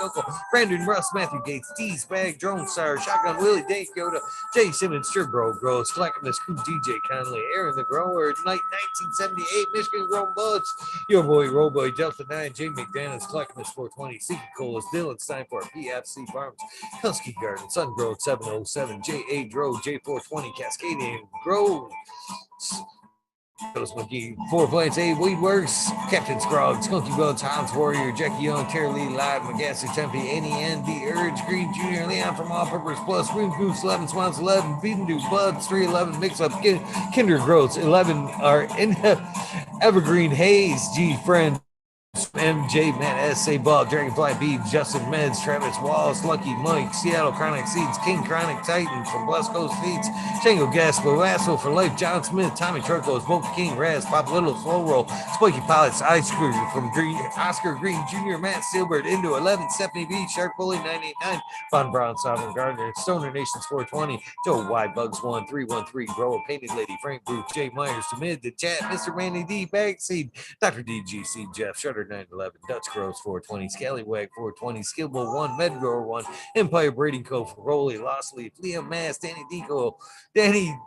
Danko, sorry, B Bear 7, Ali Noble, CK Tom Trinidad, Looney Jester, Smoking with Small Town, Tim S, Mr. Lazy, Rafter Grows, Rob, Automation is Freedom, Robert Hazelton, Dwarf, Ishkin, Corey, Double Tap Farms, Mr. Greenthumb 420, 808, Rudy Prospects, the Canna Bus Driver, Hating Life, Kim 710, the Operation Grows, T Ben, Rude Nut 619, Hammered E-Nails, Dr. Scrambles, VB, Moonrocks, GHF, Double J, Bio Green, Stealth Grower 56, Hanky Stinky 420, OG, KP, Ganja Nana, Your Mama, Georgia Joe, Roy Rodriguez, B Growing, Nature's Best Nugs, Killer B Grows, Ganja Wizard, Husky Gardens, Nut Tree 420, Killer B Grows. Oh, yeah, no commercials.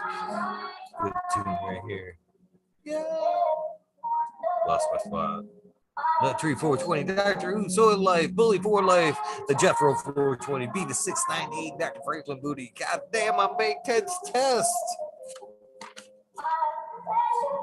The Riffin' Fat Boy, Jack Greenstock, 420, 420, Boone's Farm, Charlie Farm, 420, Aldridge, 25, Smiley's Garden, Shade D's, Misty's Nugs, Smoking Grow Frazier, Roe Klasky, Twisted Roots, Faded Farm, 420, Jeff Dorowski, Jenna, Ball, 420, Cameron, Mr. Backseed, Joe Carter, Mystic Marks, Mystic Grower, Ginger Snap, CTE, Gross A, Rick Wolf, DLP, 2372, Mike Denver, Ned Denver, Sergeant Pepper, 420, Ken Trooper, Blind Cat, 420, Light It Up again, 10 Ken, UKSIF 420, Food Boy, Devin Shipwreck, Medical, MJ, Huntsville, USA, Resurrection Prophet, Chris Martinez, Dinkman Dan, Dinkman 420, Red Sutter Farms, Good Life, Tony Bell, TGP, Most Shaded Grower, the Major General 420 Army, the Mayor Con 1, Figure 714, Trates, Kineos, Genetics, Mountain Skies, ready to hit that hot fire, Chris Mertz, Ian, Save Robbie, Sergeant Live, Pepper Fay Cam, Finger Lakes Finest, Ridge Patch, Toes and Moon, Southern BT Grower, We Choose Medical, Jerry Bear, Plus One Mushroom, Secret City, Pioneers, My Little Tent, 2042, Spacewalker, Christian,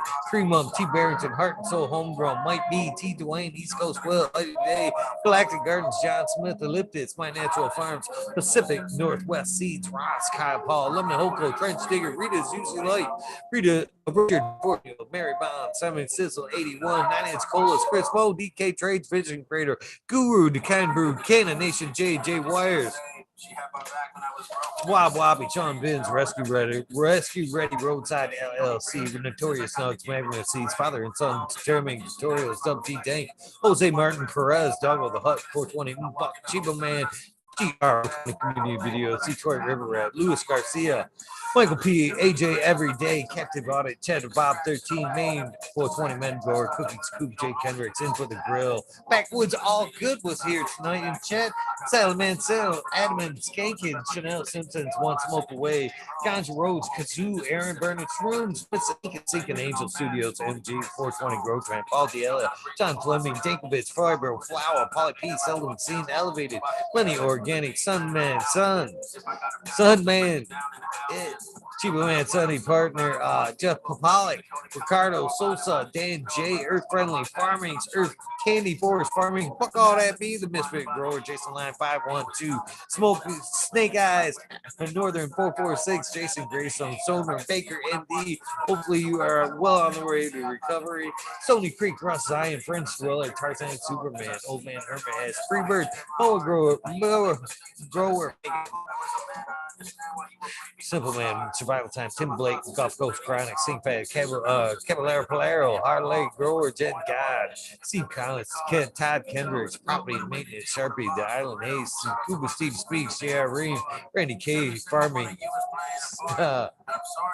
Steve Collins, TCDR, Claire Killian, Wardrobe Farming, Randy Grande, Pit 1000, Ace Boog, 3223, Wake Up, Captain Freedom, Puffer Smiles, 50 Digits, Michigan Ganja Mood, Fred G, Super Bob, Broski 808, Weekend at Birdie's, K-Bag, Justin Sage, Strong Style, Organic, Zippy, I Medic 31, CK Hell, Me All Flower, Brent Boog, Todd Kendricks, Newtons, KNT, Chris D, True Share, 4x4, Natty Dread, Barbara Matthews, Ancient Soul, Grown, Kevin Jiu-Jitsu, Ken of Health and Happiness, Berserk 215, Glab, Low Cut, Edward Trenier, Mo Main Meds, Raz Banshee, Helen Hugh, James T, Atomic Spoon, Miss Jill, Big Daddy, LT Gardens, Big High Flower, Lobster Brush Bowl, Mother Tree, Maine, Red Pill, thank you for popping in, your boy, Roy Boy, Aesthetic, Shannon, Gibson, Ruhan, Rick W, Comfortably Known, One Smoke Away, the 840 Show, Richard Lamb, Red Pill 710 again, Cannabis Pursuit, K Rolling, Worthy Bugs, Logan Man 81, Old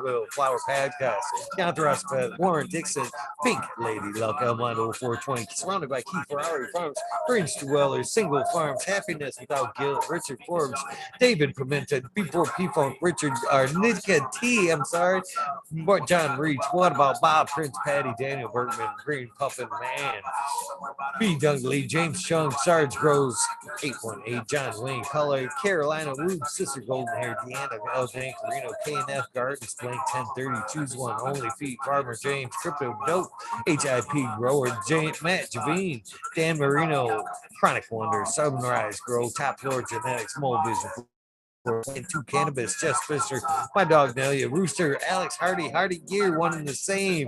Your clones getting huge. Money Cropper, Daniel Gross Photo, Mint Grown Med, Sunrise Grows, my baby girls. And so great to see you all together this week. No Limit 916, Grumpy Toad, Alchemist, and Canna Mink, Soul, Born Addiction, Ross, Joe, Alex D, Dirty Orc, Catfish, High Power, Thunder Dan, Propagation, Stainless, John McDaniels, Lisa Marie, Did Blaze, Blaze, Daily, High Fire, Perpetual, Eagle, Proud Warrior, Sarah Spawns, you, Frank beside of the Dank Duchess, Kino, Kelly Maxwell, Captain 420, Sink Fat, what about Bob again? Ill Justin 420, Pop Shrooms, John Gorski, John Doe, Dugan Gangsta, THC4, PTSD, T Barrington, Hunter Grown, Swamp Camp, Valero, Canabinka, Beast Bussa, because Jane Doe, rather, Mr. Mandy D, Canafari, 420 AB, Normal Man, Franklin Guerrero, Barefeet, J Brent 74, CK Brown Guy 420, Pachyderm 420, Burning Tree Main EA, Great Sun Grow 207, Happiness or Hemp with GG, Jamie Ream, Supreme Grape, Stony Rockefeller will be here Thursday. Put it on your calendar. Cannabis Caveman. Brew City Synthetics, Hawaii Sustainable, Midnight Roots, Dead Cynics, Knuckles, Michael P again, Michael Polly B Nibble, Bud Kilowatts, Michael D 4889, Disbanded Brothers, Basilium, Matt Joseph. Hopefully you show up tonight. Race Medicine RX, Keith and Chief, Hydro Daily, Concerned American Cannabis, Power 101, Freedom of Speech, Dr. Jointsworth, These Trees, just Sudoku, 710 is all upside down. Who knew? Jesse Stevenson, Victoria Boy Ditch. Hopefully I said that right. Sacred Garden, Cutthroat, Slick Rick 8, Dog Pounds. Oh, David St. Louis. Mo Watts. I got that right. Ed Brand. Maine growing up. Uncle Elmer, Off-Grid Terps, of course. There's a few others I noticed in chat. I have to, Christopher 54, I need to put you on the list. There's a few others that I've noticed. I just haven't had a pen here the last day, damn it. But I have noticed you guys. If I haven't shouted you guys out, I will get you on that list. So sorry. But thank you guys very much from the bottom of my heart, as well as everybody else. I know it means a lot. You guys tune in night after night. It means the world to me. So you guys know the deal. If this is the end of your day, please get some rest. This is the beginning of your day, the beginning of your journey. Please do something else for somebody. Random acts of kindness do save lives. A living, breathing example of that. I'm gonna say it every night, every day. It's too easy to do. Phone call. Are you okay? Gotta get that door. Long day. Getting out of work soon. Open that door. It doesn't have to be material or monetary goods. Show your heart. Show them your heart. Show them your sack. Your weed sack. You guys have a great day. What is it? Wednesday. It's fucking hump day. Maybe you do want to show them your sack. Just kidding. Have a great day, you guys. No, it's only Tuesday. Don't show me your sack. Sound bad. Don't show me your sack. Love you guys. You guys have a great day. I will see you maybe, hopefully tonight with Joseph. If not Joseph, if you can't make it, don't worry about it. We'll do it again another night. I do greatly understand. Cheers, John. Much respect to you and thank you for all your help. Sure. John's been helping out, getting a lot of great guests. If I haven't noted that, you deserve credit. Well, this so ends 389. Have a great day.